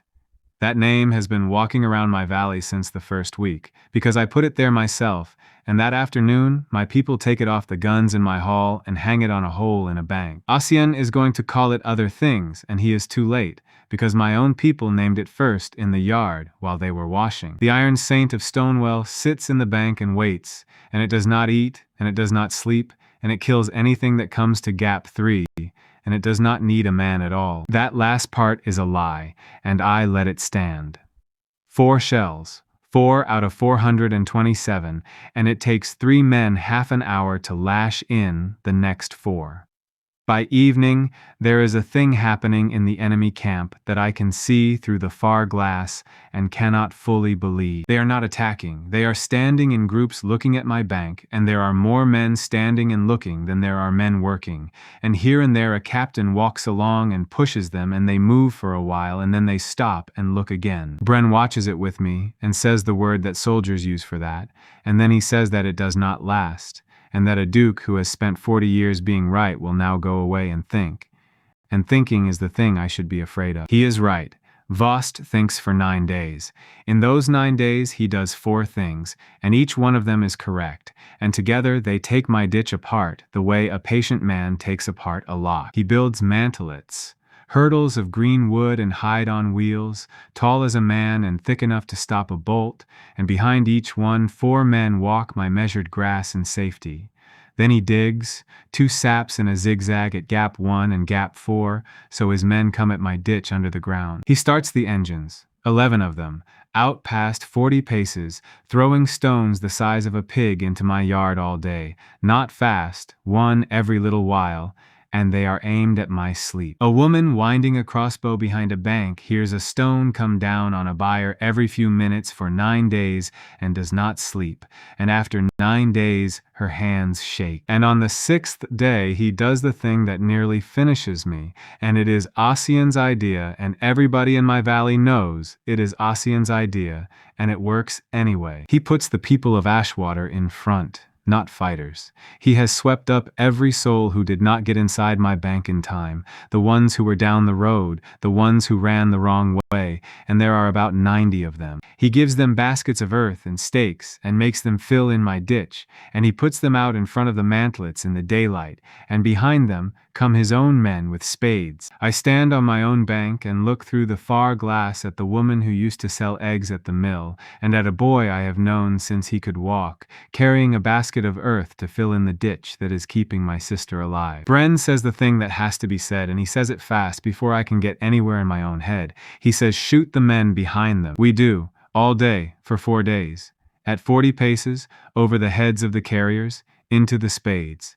It works about half as well as shooting at the front rank, and that is exactly the trade Vost bought when he put them there. On the second day, the woman who sold eggs is killed by one of my own bolts, and everyone on my bank sees it, and the person who is holding that crossbow is a girl of 17 from her own village, and she puts it down on the grass and walks away, and I let her go. By the 4th day of it, my ditch is filled in 20 paces wide at gap 1, and the wire is buried under earth and turf, and my beautiful arithmetic on the grass is worth nothing at gap 1, and Vost has spent 90 people who were never his to spend, and about 40 of his own. That night, Bren sits down beside me on the step of the hall with 2 cups and says the sentence that shapes everything after. He says Vost has stopped trying to take my bank.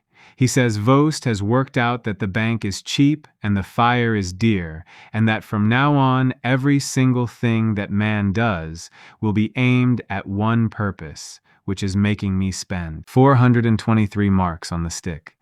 I go down into the crypt that night and I take out the 6 courses of mortared stone with a hammer, which takes me 4 hours and both of my hands, and the crack is waiting behind it exactly as wide as my shoulders. I go through into a silent city under a cold, clear sky with the dead world stars over it, and I stand on the black road and I let myself have about the length of 10 breaths of not being lord of anything. Then I get to work because I have 9 days of thinking of my own to do, and I know one thing that Duke Harlan Vost does not. I know that there is one shop 3 roads over with a wall of things behind glass that I have never touched, because they were toys and I had no use for toys. And I know that on the ridge above the black road, there is a road sign, high on a post, with a flat blue panel bolted to the top of it that has been sitting out in the weather since before my grandfather was born. I have watched a small red eye blinking on the underside of that sign every night for a year, and it has never once gone out, and there is nobody left alive in that world to feed it. Something up there is eating the sun. It takes Dolph and me most of a night to get the sign down, because it is bolted to a steel post, and the post is set in the poured stone, and in the end, we cut the post through with a blade the width of my thumb, and drop the whole thing in the road. The flat blue panel comes off the top with 4 bolts. Under the sign there is a gray box with a lid, and inside the box there is a thing like a small heavy chest of black glass with 2 lugs on top, one red and one black. The red eye is on the side of it, blinking, patient, in a dead city at midnight. I carry it back through the crack on my chest like a baby, and I put it on the table in my hall, and I sit and look at it. And I do not sleep at all that night. Because if I have understood this correctly, then the godlights do not have to die. It takes us 6 days to make it work, and I will not pretend that I understood any of it. What we do is what a child does with a lock. We try everything. Mira is the one who gets it, and she gets it because she has spent a year turning a handle and watching a light come on, and she is the only person in either world who has thought properly about what the handle does. She says the handle and the sun are the same thing. She says the handle makes the water, and the panel makes the water, and the box is the bucket, and the lights and the little cylinders drink out of the bucket. No part of that is how the thing actually works. It is also exactly how all of it works, and it is a better explanation than anything I ever came up with in my life. So we put the panel on the roof of my hall in the sun, and we run 2 lengths of the red and black cord down through the window to the box, and after 4 days the box is warm, and the red eye has turned green. And on the 5th day I go through and I come back with the thing from the toy shop. It is the size of a dinner plate, and it weighs less than a loaf. It has 4 arms with a little black flower on the end of each one, and a glass eye slung underneath it, and a flat board with 2 sticks on it that you hold in your hands. I have looked at it twice before and put it back both times because a thing with no edge and no point is a thing a man at war has no use for. I bring it home because of the green eye on the box, and because Mira says the flying toy and the crank light have the same mouth, and she is right. The cord fits. We charge it for a day, then the whole of my household goes out into the yard behind the byre, where nobody outside the bank can see, and I put it on a barrel and push the 2 sticks forward. The 4 flowers turn into a scream, and the plate comes off the barrel, and it goes up. Mira falls over. Saint runs into the byre and does not come out until supper. Dolph, who is the strongest man in this valley, and who has walked through a hole in the world without blinking, sits down slowly on the ground with his mouth open. It goes up past the roof of the hall. It goes up past the top of my broken tower. It stops higher than anything I have ever stood on, and it hangs there in the air over Stonewell, screaming faintly, like a wasp the size of a fist. And it does what I tell it with 2 little sticks, and the glass eye under it is a far glass that never has to be held. I do not know how many days of my life I have spent since then, trying to explain to people what it was like the first time I looked at my own country from above. The tower, the bank, the ditch with the neat filled place at Gap 1, the camp, spread out over the flat like a dropped handful of grain, so much bigger than my valley that my mouth went dry. I can see the whole shape of the thing that is killing me, from above, in one look, while I stand safe in my own yard, with 2 sticks in my hands. It flies for a little over 12 minutes, and then the sticks stop answering properly and it comes down heavy and I have to charge it for a day. That is the whole of it. 12 minutes, once a day, when the sun has been out. It is the most valuable object in this kingdom, and it is a toy for a child, and I would trade the tower for it without thinking twice. Here is what I learn in the first 12 minutes. Vost has 3,100 men, and I know that because I count the tents and multiply, and Bren corrects my arithmetic on the number of men to a tent because I have never slept in a camp, and he has. The engines stand in a row 200 paces back from the flat, and behind them, in one place, in a heap the size of a barn, is every stick of spare timber and every coil of rope and every barrel of pitch they own. They have put it all together because it is tidy. It is exactly what any sensible quartermaster in the world would do, and I look down at it from 400 feet in the air like a hawk looking at a nest. Their horse lines are on the far side. Their water comes from the mill stream, and the ground behind the timber heap drops away into the old sunken lane that runs down to the ford, which is deep enough to walk a man along it bent over, and which nobody has thought about since the day the road above it was built. On the second day, I fly it over the camp itself, high, in the middle of the afternoon. I do not need to. I have what I need. I do it because Bren tells me to, and because Bren has understood something about war that I am only beginning to. 3,000 men look up. You can watch it happen from above, which is the strangest thing I have ever seen. It goes across the camp like wind across barley, faces turning up in a line, one after another, following a small screaming thing in the sky that no man there can name. They do not shoot at it. Nobody shoots at it, all that day or ever. By nightfall, Brother Ossian is walking the camp, telling them it is a trick of the boy with mirrors and thread, and every soldier in that army is nodding at him, and then going back to his tent and looking at the sky. The name they give it is the Eye. Nobody in that camp ever says the eye of anything, and the bare word is somehow worse. Just the Eye. And after 4 days, men in that camp have stopped washing where they can be seen, and stopped talking freely in the open, and are sleeping badly. And there is a small, ugly business at the horse lines about a man who was accused of signaling to it. Bren says an army is a machine like any other, and that I have just poured sand in the bearing, and then we burn their timber. We go on the 10th night, 40 of us, out of the postern at the back of the bank and down into the sunken lane, and it takes 2 hours to cover 800 paces because we go on our hands and knees. Every one of us carries 2 flat red vessels of the dead world's oil, which is thin as water and smells sharp, and which will take fire off a spark from 6 feet away and burn on top of a puddle. Dolph carries 4 because he is Dolph. We come up out of the lane behind the timber heap at the darkest part of the night, into the smell of green wood and pitch, with 3,000 men asleep 150 paces away on the other side of it. There are 14 sentries. 9 of them are asleep. We do it in silence, and I am not going to be proud about it in front of you.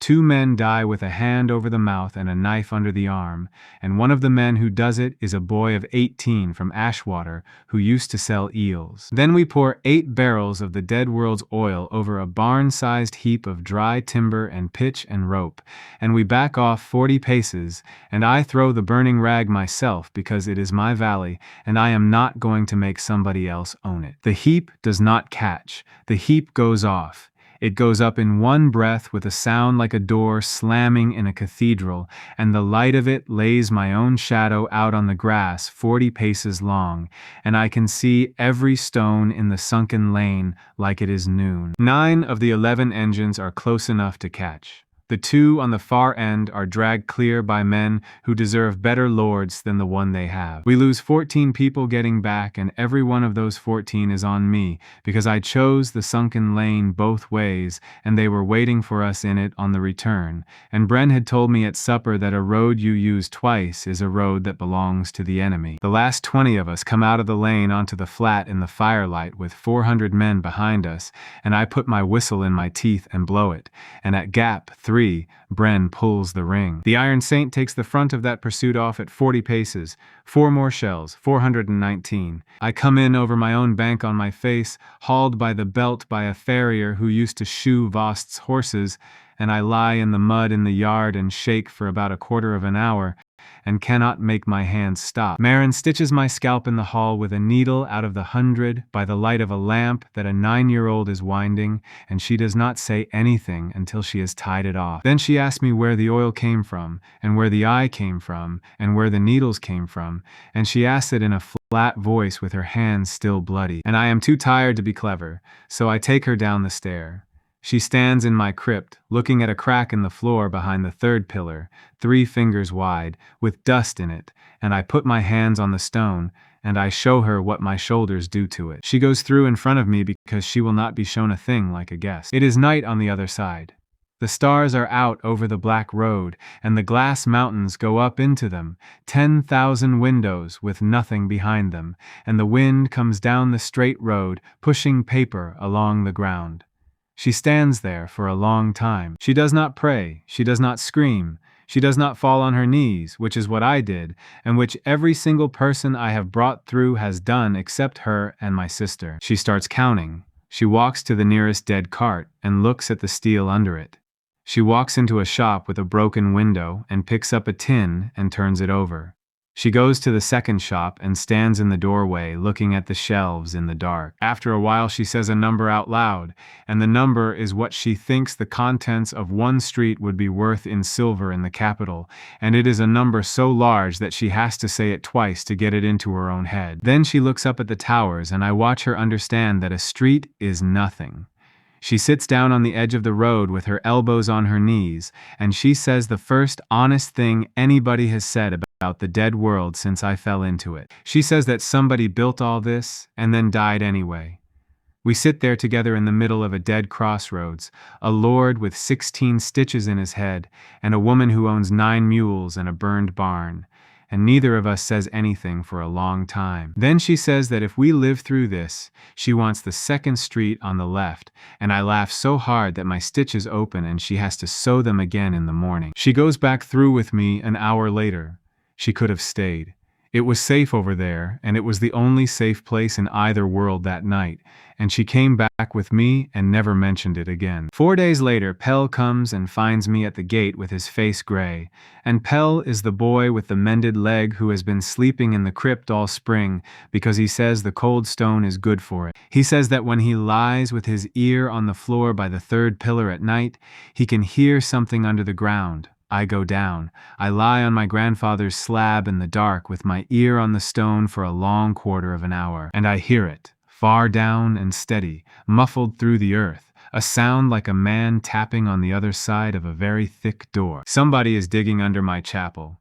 Bren knows what to do before I finish telling him because Bren was at a real siege in a real war when he was younger than I am, and he spent 9 weeks of it underground. He puts a copper bowl of water on the crypt floor and sits beside it with a lamp for 2 days, and he watches the skin of the water shiver, and he moves the bowl, and he watches again. By the second evening, he can put his finger on my crypt floor and tell me where they are and how deep and how many are working, and he is out by a little on the depth and by nothing at all on the rest. 2 shafts, one under the bank at Gap 1, which is a proper soldier's mine to bring down my earthworks, and one that ignores my bank entirely, comes in from the ridge, and is running for the chapel. The second one is Ossian, and everybody down there knows it. Sappers are miners and miners talk, and I have 4 of Vost's men on my own ditch by now who were levied out of a mining village. They tell me that the Bright Order has hired the crew for the chapel shaft direct, and pays them separately, and that a lay brother sits in the mouth of that shaft all day and all night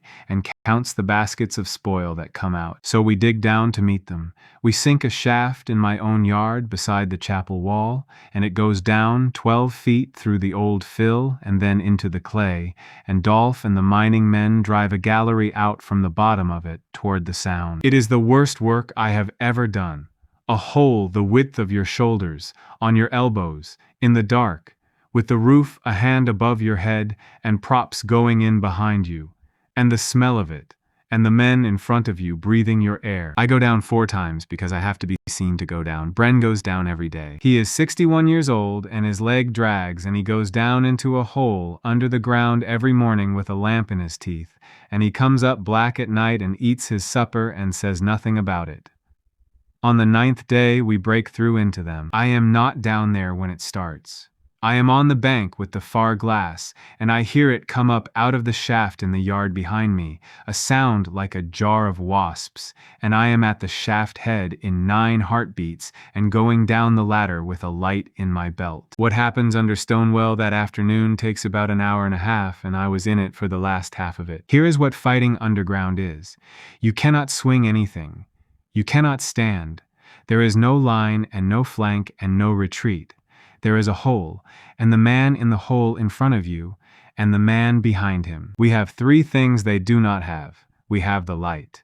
Bren goes into the breach first with a god light strapped to a stick, held out at arm's length in front of him, and every man of theirs who looks toward it is blind for as long as it takes. We have the steel. A spring steel short blade, a hand and a half long, made by Dolph out of a cart leaf, is a better weapon in a hole than anything a duke can buy. And we have Bren, who has done this before, and who knows the one thing nobody else in either army knows, which is what a prop looks like when it has been cut and left standing. They come at us for an hour. They are not soldiers, most of them. They are miners with mattocks and a dozen Bright Order men behind them with lamps and short spears, and they fight like men who have been paid separately, which is to say very hard indeed. We hold the gallery mouth.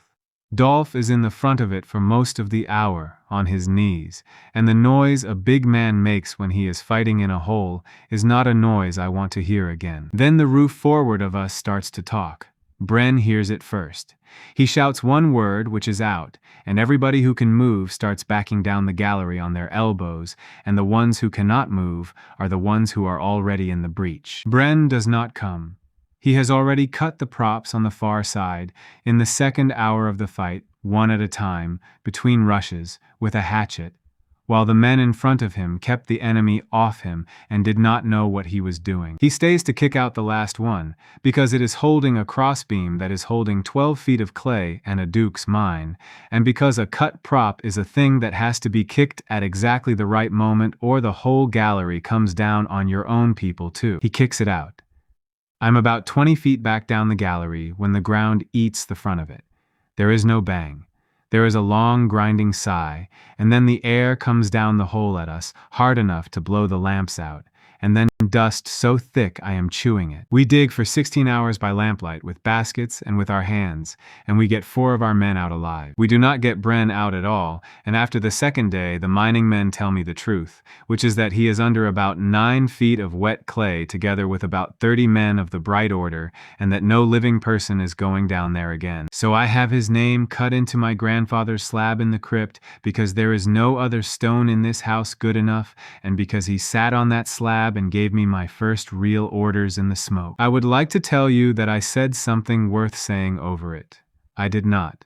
I stood in the crypt for a while with my hand flat on the stone, and then I went back up because there were 400 people in my yard, and no other lord. Here is the one thing of his that I still say out loud. A man in a line stands there because his hands are busy, and because the man beside him is still standing. He was the man beside me for a year, and I have been standing ever since. Duke Harlan Vost comes over my bank 6 days later. He does it properly. He does it the way a man does a thing he has done 11 times before, and I will give him this. He does not waste his men on cleverness at the end. The first mine, the honest one under Gap 1, goes up at dawn and takes 40 feet of my bank down into the ditch and fills it with earth that a man can walk up. Then he comes at Gap 1 with 2,000 men in 3 waves, and at the same time he throws 600 at Gap 4 on the far side. He does not care what either wave costs him. He has 3,000 and I have 400, and he has finally decided to pay in the only coin that always works. We spend that morning the way you spend money in a fire.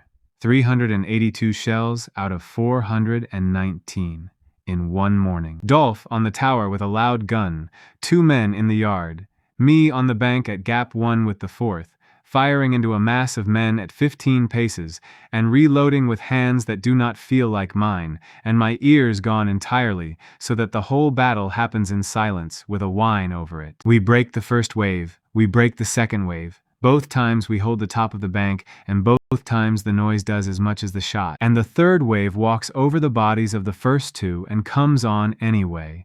And I understand at last what Bren meant, which is that fire only works while men are surprised by it, and that Vost has spent 9 weeks curing his army of surprise. At noon we lose Gap 1. A little after noon we lose Gap 4, and there is nothing behind either of them to fall back to except my own yard. The Iron Saint at Gap 3 goes off for the last time with 11 shells in it, and then there are no more men to lash the next set in, and it sits there in the bank with its mouths pointing at nothing, and that is the end of the Saint.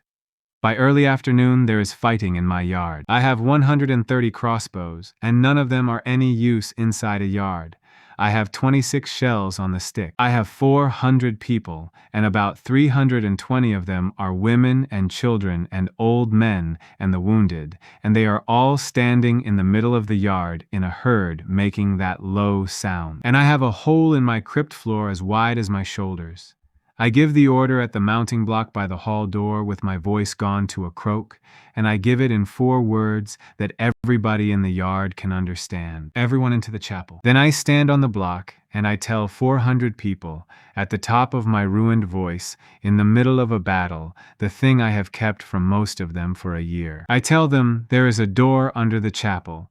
I tell them it goes to a country where there is nobody at all, and food that never rots, and no war, and that it is the place the needles came from, and the fruit, and the fire. I tell them it fits one person at a time. Marin takes it out of my hands before I have finished, because that is what she is for, and because a line is a thing that has to be counted, and there is exactly one person in that yard who has counted everything for a year. She runs it like a granary. Children first, in their mother's arms, then women, then the old, then the wounded, then everybody else, and nobody carries anything except a child. Down the chapel steps, along the crypt to the 3rd pillar, through sideways one at a time. Here is the arithmetic that I lived through and that I still dream about. A person takes about 4 heartbeats to get through that crack if they are calm and thin, and 10 if they are frightened, and 30 if they are an old woman with a bad hip who has to be pushed and pulled by 2 people. 400 people take a little over an hour. We do not have an hour. We have as long as 20 men can hold a chapel door. So I put 20 men on the chapel door with Dolph, and I put myself with them, and we hold the top of the crypt stair, while behind us and below us, my whole country goes down a hole in the ground, one body at a time. The last 26 shells go on that stair.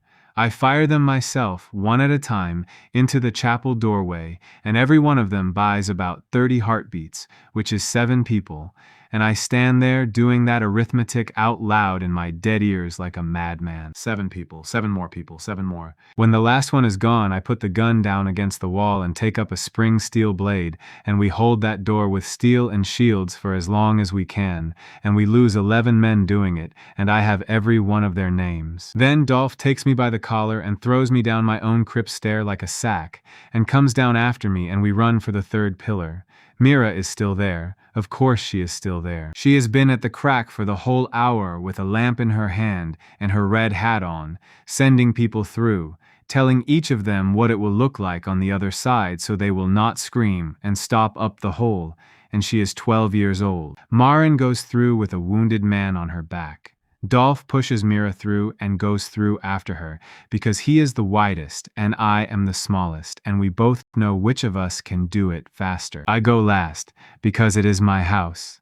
I am half in and half out of the crack with my shoulders scraping when the first Bright Order man comes down the crypt stair with a torch, and he sees a man going through the floor of the world, and he stops dead, and he screams. And then I am on the black road under a sky the color of dirty milk, in a dead city, on my knees, with 400 people around me sitting on the poured stone in absolute silence, looking up at 10,000 empty windows. There is no door to close behind me. There never was. It is a crack in the world, and it stays exactly as wide as my shoulders, and there is a man on the other side of it with a torch in his hand who has just watched me go through it. The first thing that happens in the dead city is that 400 people start to make a sound I have never heard before, and I have to stop it in about 10 heartbeats, or I lose all of them. So I do the only thing I can think of. I climb up on a dead cart in the middle of the crossroads, and I bellow at them to stand up and come to me, and my voice is gone, and it does not matter because it is a known voice in an unknown place. Then I put them to work inside the next minute, because Bren taught me what happens to a frightened man who has nothing to do with his hands. Maren has already picked the building. She picked it while she was standing there with a wounded man on her back, because she looked at 20 doorways in one glance and chose the one she would have used for a grain store. It is a low, wide hall of poured stone that goes down under the ground in flat floors joined by ramps, and there are dead carts standing in rows in it, and there is one way in. No windows, one mouth. Stone over your head and stone under your feet, and 100 paces of open ground in front of the door where anybody coming has to walk in the light. 400 people go into it in the time it takes to walk them there, and inside an hour there are lamps burning in it. There is a place set aside for the wounded, and a place set aside for the children, and Maren is standing in the middle of it with a piece of chalk, marking the floors into families.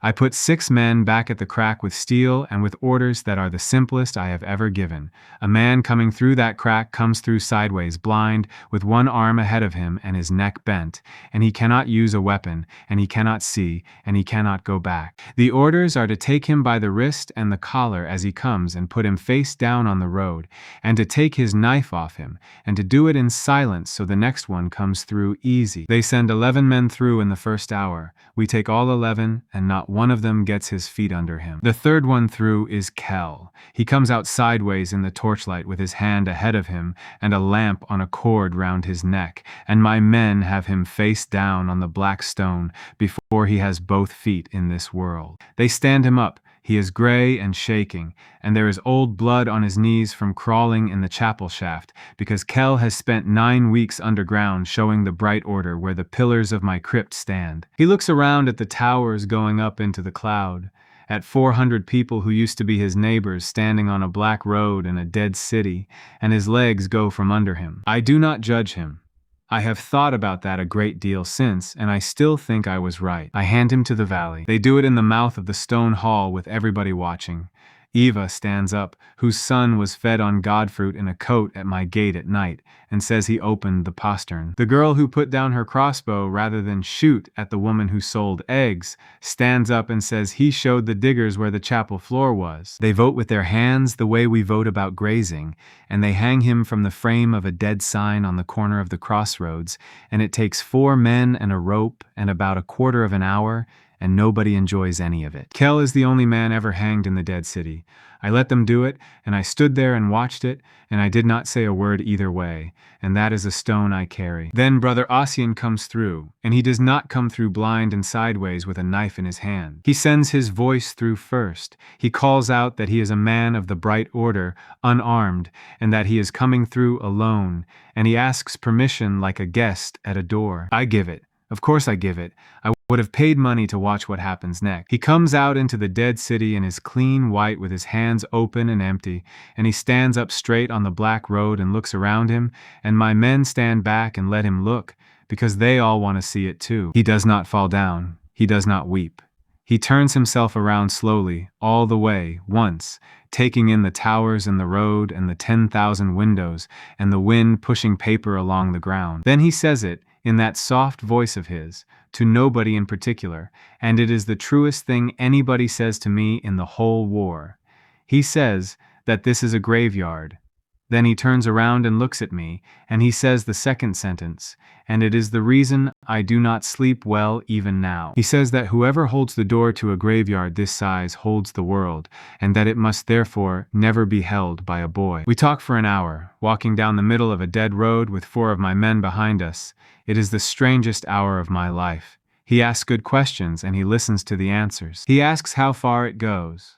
I tell him I have walked out 4 streets in a year, and that the shop I took the guns from was emptied in the first month, and that there is a place 11 miles off across the river that I have never once had the men or the days to reach. He asks how many people live here.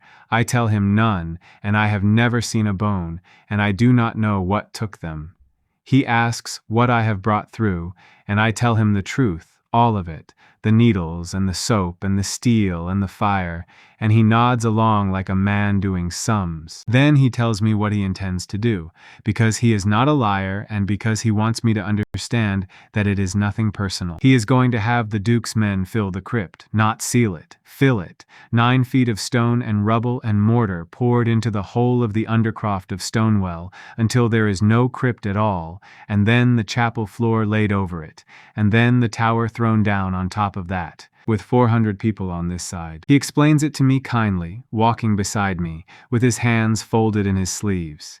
He says that we would live. He says that by his own reckoning, we would live better than most of the duchy lives, on food that never rots, in a country with no war in it. He says that he condemns nobody. He is closing a door that no man should be standing in front of, and he is leaving the people on the far side of it alive, which he considers a mercy that his order will probably not thank him for. And I believe every word, and that is what makes it the worst hour of my life. He is not a monster, and he is not mad, and he is going to bury my whole country in a hole in the world out of pure conviction, and it will take his men about 11 days. I ask him what he wants me to do about it. He says nothing at all. He says he has come through to see it with his own eyes, because he will not order a thing he has not seen, and now he has seen it, and he would like to go back up the stair. So I let him go back. Every man I have is looking at me while I do it. Dolph says my name once, in the tone you would use on a horse walking toward a cliff. I let him go because of the arithmetic, and the arithmetic is this. Ossian did not come through that crack alone because he is brave, although he is. He came through because he is worth more to his order, dead in a dead city, than alive in a live one. If I hang the Bright Order's war priest in a graveyard the size of a kingdom, then everything he has been saying about me for a year is proved true in front of 2,400 men, and the filling of my crypt becomes a holy work that every man in that army will carry stone for. If I send him back up the stair unharmed, he is one small neat man with a story that nobody has any reason to believe. He knows it too. He stops at the crack with his hand on the stone, and he looks back at me with something that is very nearly respect, and he says that I am a great deal more dangerous than the Duke thinks. Then he goes up my stair to tell 2,400 men to start carrying rubble. I have until they finish. Bren would have told me exactly how long that is, and Bren is under 9 feet of clay, so I work it out myself with Dolph and 2 of the mining men who came through with us. To fill the undercroft of Stonewell, you need about 900 cartloads of stone and rubble, and there is no stone left standing in Ashwater, and the nearest quarry is 4 miles off. 11 days, maybe 14 with the carts they have left, because I burned most of their timber and half their carts are wheelless. 14 days to take back a burned tower, across a hole in the world 1 man wide, with 200 fighting people, against 2,400, uphill out of a crypt. Every plan I make that night ends the same way, which is with my people coming out of that crack one at a time into a room full of spears and being killed at the rate of 1 every 4 heartbeats. The crack is a perfect gate. It works exactly as well for them as it does for me, and it is the only door in the world, and it is a door that lets 1 person through at a time and takes 4 heartbeats to do it. At about midnight, I stop trying to solve it as a soldier because I am not a soldier and I never was, and every soldier I have ever known is dead under a floor. So I solve it as what I actually am, which is a man who has spent a year walking around a dead city working out what things are worth. Vost is sitting in the burned shell of my tower tonight with 2,400 tired men, 900 dead in the ditch. No timber and no engines. There is no grain left in this valley because he burned it, and his road home is 4 days long and goes past 9 other lords who have been watching him very carefully all year. He has taken a well. That is what he has. He has spent the whole strength of his house and a year of his life and 900 men to take a well, and a hole in the floor that his own army is now too frightened to sleep near. And what he needs, more than he has ever needed anything, is a way to end this that does not look to those 9 other lords like a man who paid everything he had for a well. In the morning, I send 2 of the captured Bright Order men back up the crypt stair with a message for the Duke, and the message has 3 parts, and I have Marin check every word of it because she has been selling things to hard men since before I could read. The first part is that the Lord of Stonewell holds 400 souls, and a country the Duke's own priest has now seen with his own eyes, and that filling the crypt will not be finished before the harvest, and the Duke may ask his priest what waits at the bottom of it. The second part is that there is enough steel under 1 street of that country to arm every man in the duchy, and that the sword the messenger is carrying was made out of a piece of it in a day and a half by a village smith. The third part is an invitation. The Lord of Stonewell invites Duke Harlan Vost to send 3 of his bannermen down the crypt stair, unarmed, to be shown what he has spent 900 men to take, and to come back up again after an hour and tell him about it in front of his whole army. They come the next morning, and the fact that they come at all tells me that the Duke's council has been arguing since midnight. 3 of them, Lord Amory Fenn, who holds the wool country north of the ridge and who has more money than Vost and less land. Sir Rowan Blackmere, 40 years old, the man who led the 3rd wave up my bank and lived, and Baron Hask, who is 70 and who was at Vost's father's wedding. They come through the crack one at a time, sideways with their hands ahead of them, and my men take each of them by the wrist and the collar and stand them up gently on the black road and give them back their belts. Then they see it. Baron Hask goes down on his knees in the road and starts saying the prayer for the dead, all of it, from the top, in a shaking voice. Sir Rowan does not move for a long time. Lord Amery turns around twice and then says a word that a lord should not say in front of anybody. I give them the hour I promised, and I have thought very carefully about how to spend it, and the first thing I decide is that I am not going to show them a single weapon. I take them down the middle of the black road, past the dead carts, under the towers, and I let the size of it do the work. Nobody talks for the first 200 paces. Then I stop at a cart with its belly rotted out, and Dolph goes down on his knees in front of them with a blade the width of his thumb and cuts a steel leaf loose in about the time it takes to skin a rabbit. He stands up and bends it double over his knee in front of Sir Rowan and lets it go, and it comes back straight and rings. Sir Rowan takes it out of his hands without asking. He is a man who has been buying swords for 25 years. He bends it himself twice, and then he looks up at the road, at the 60 other carts standing on it, and he goes very white. Lord Amory Fen is the one who asks the question I have been waiting for, and he asks it like a man in a market. He asks how many carts. I tell him I have counted 71 on the 4 streets I can reach, and that 4 streets is all I have walked in a year, and that from the top of my own tower over there, I have counted more streets than I have people. Then I take them to the school. That is the thing I planned for last, and it is the only part of the hour that matters.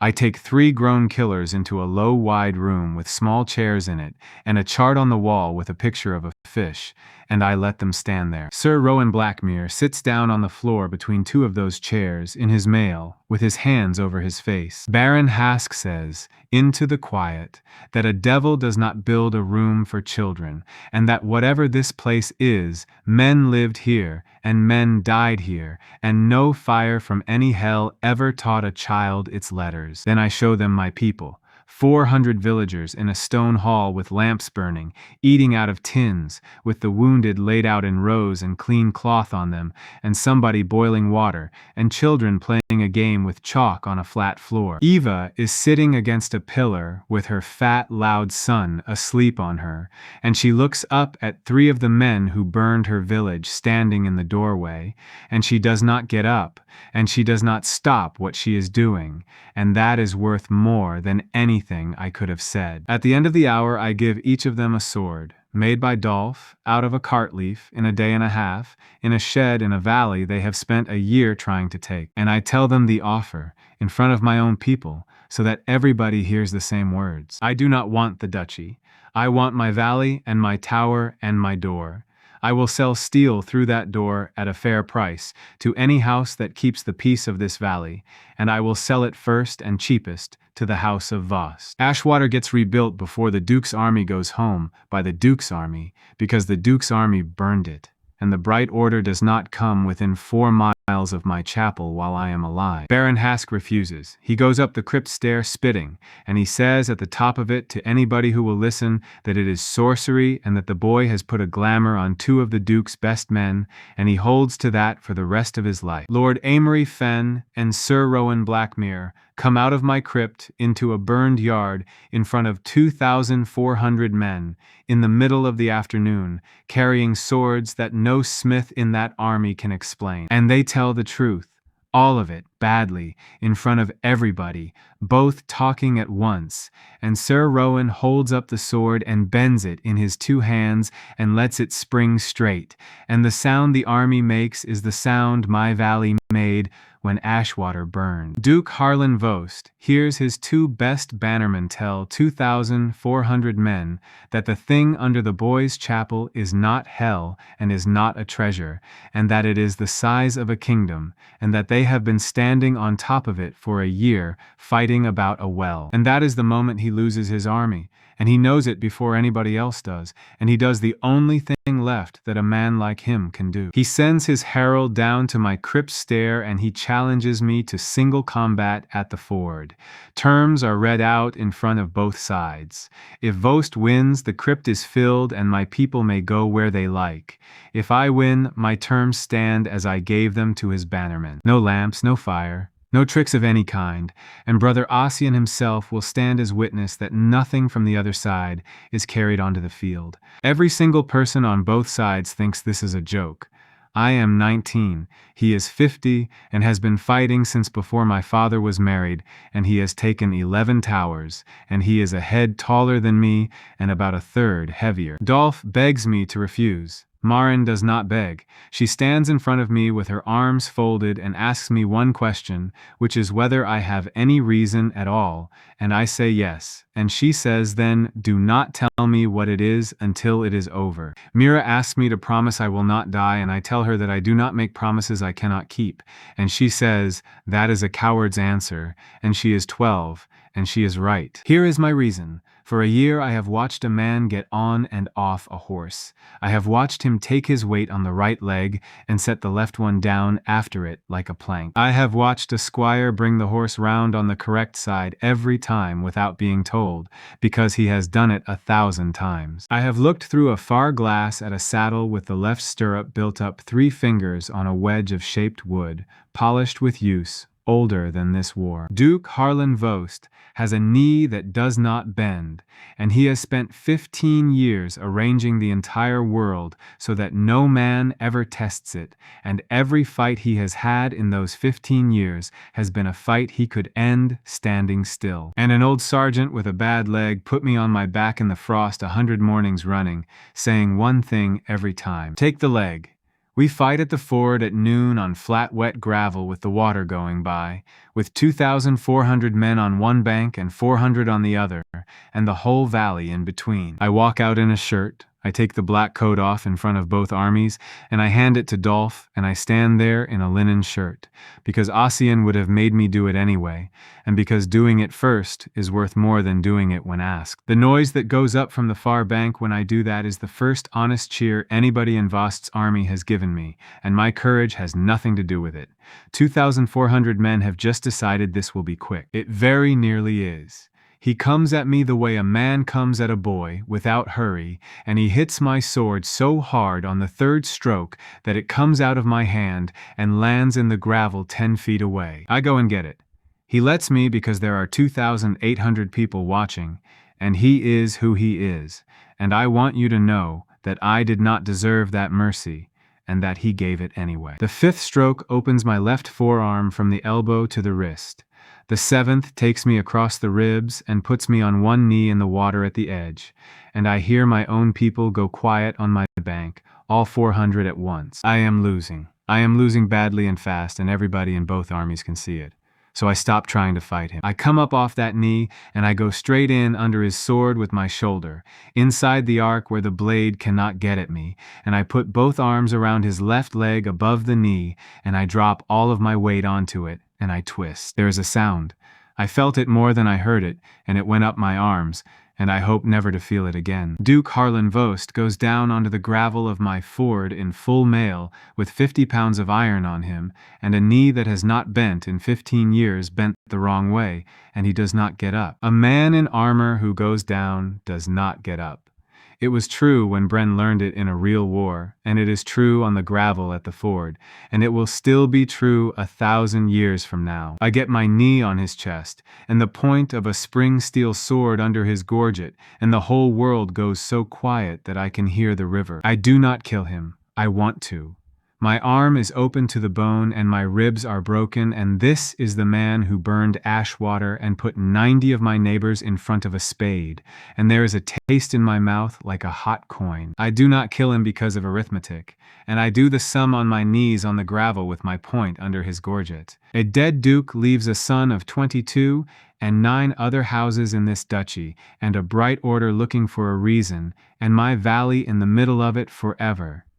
A living duke with a broken knee leaves one man who has to explain himself. So I take my knee off his chest and I stand up, and I put my hand out, and I get him up onto his good leg in front of both armies, and I hold him there while he says the terms out loud. He says them all in a flat voice loudly, because I make him. Ashwater rebuilt by his men before they go home. Steel bought at a fair price. The bright order kept 4 miles off. The valley his no longer. Then he says the last one which I did not ask for, and which he adds himself, and which is the reason I have never once spoken ill of that man since. He says that the Lord of Stonewell holds his tower of no man, and that any house that comes at me comes at Vost. The noise the far bank makes when he says it is one you could have heard in the capital. 2,400 men cheer a boy who has just put their duke on the gravel, and they cheer because their duke told them to. Then I ask for one more thing, and it is the only thing I have asked for myself all day. I ask for Sir Ivo. He comes out onto the gravel between the two armies with that plain new helmet under his arm, and his face the color of wet ash, because he has been standing in the front rank since dawn working out what a boy remembers. I make him say it again. The thing he said in my crypt with my sister's collar in his fist. a nothing lord and a smaller nothing, and a well that will water better horses tomorrow. He says it. He has to say it twice because the first time nobody past the water can hear him, and I stand there in my own blood and let him find the breath for the second one. Then I tell him the well is where it has always been, and that he may come down and drink whenever he likes, and I send him back across my ford on foot, carrying his own helmet, in front of every man on both banks. Mira watches him the whole way over. She does not shout, and she does not throw anything. She is 12 years old, and she does not say one word to him, and I stand there and watch him feel it. They rebuild Ashwater in 19 days.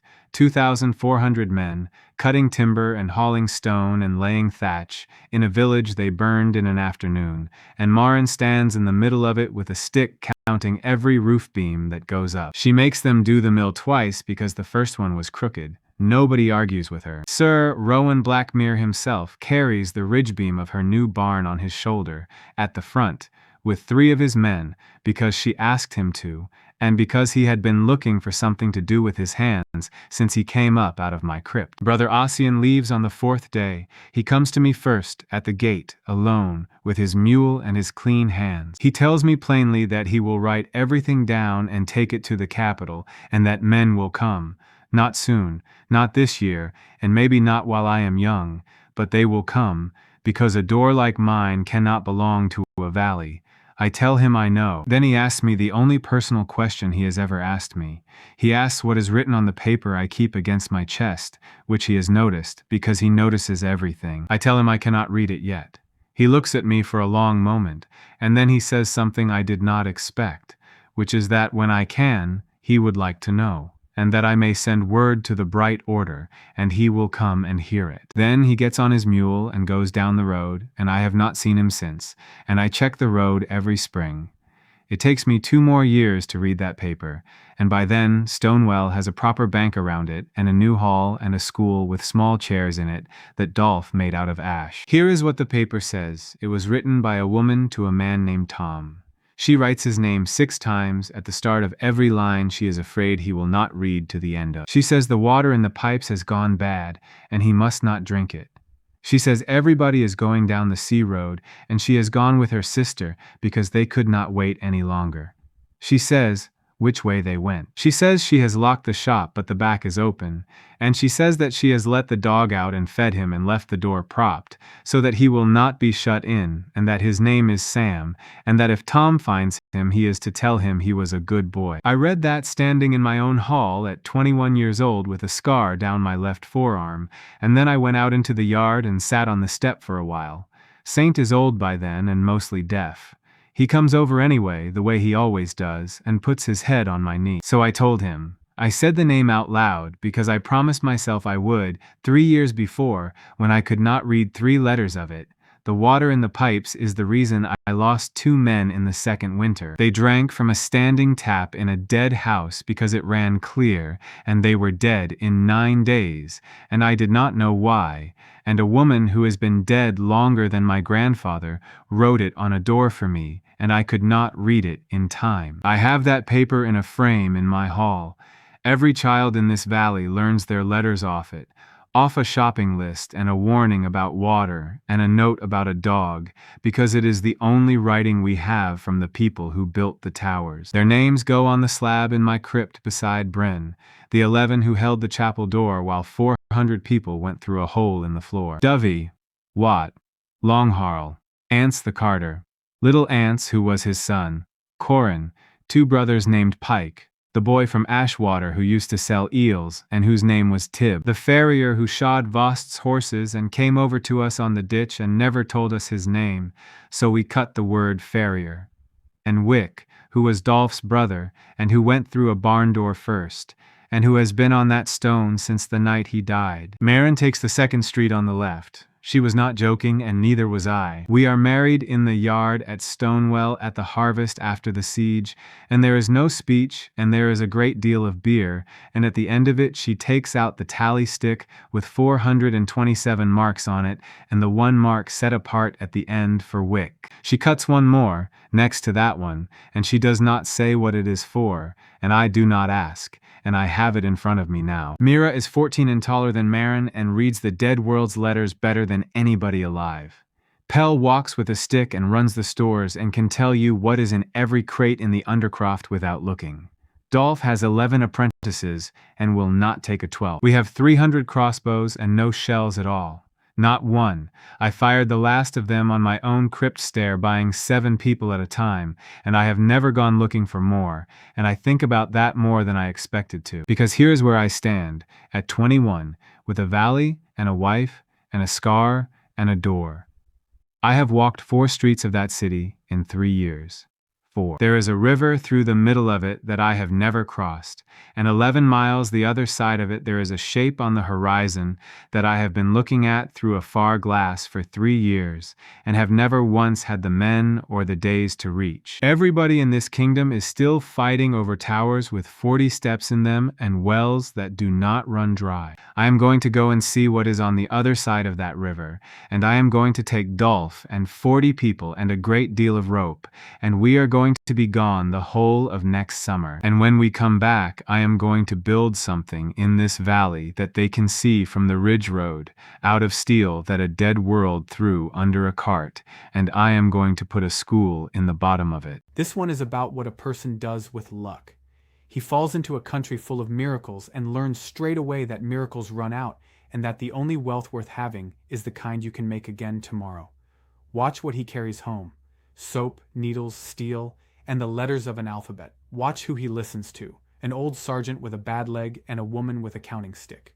Watch what it costs him the one time he does the arithmetic right and a boy dies anyway. He never gets to be the man with the magic. He only ever gets to be the man who counted and taught and dug the ditch before he needed it, and that is available to anybody with no door in the floor at all.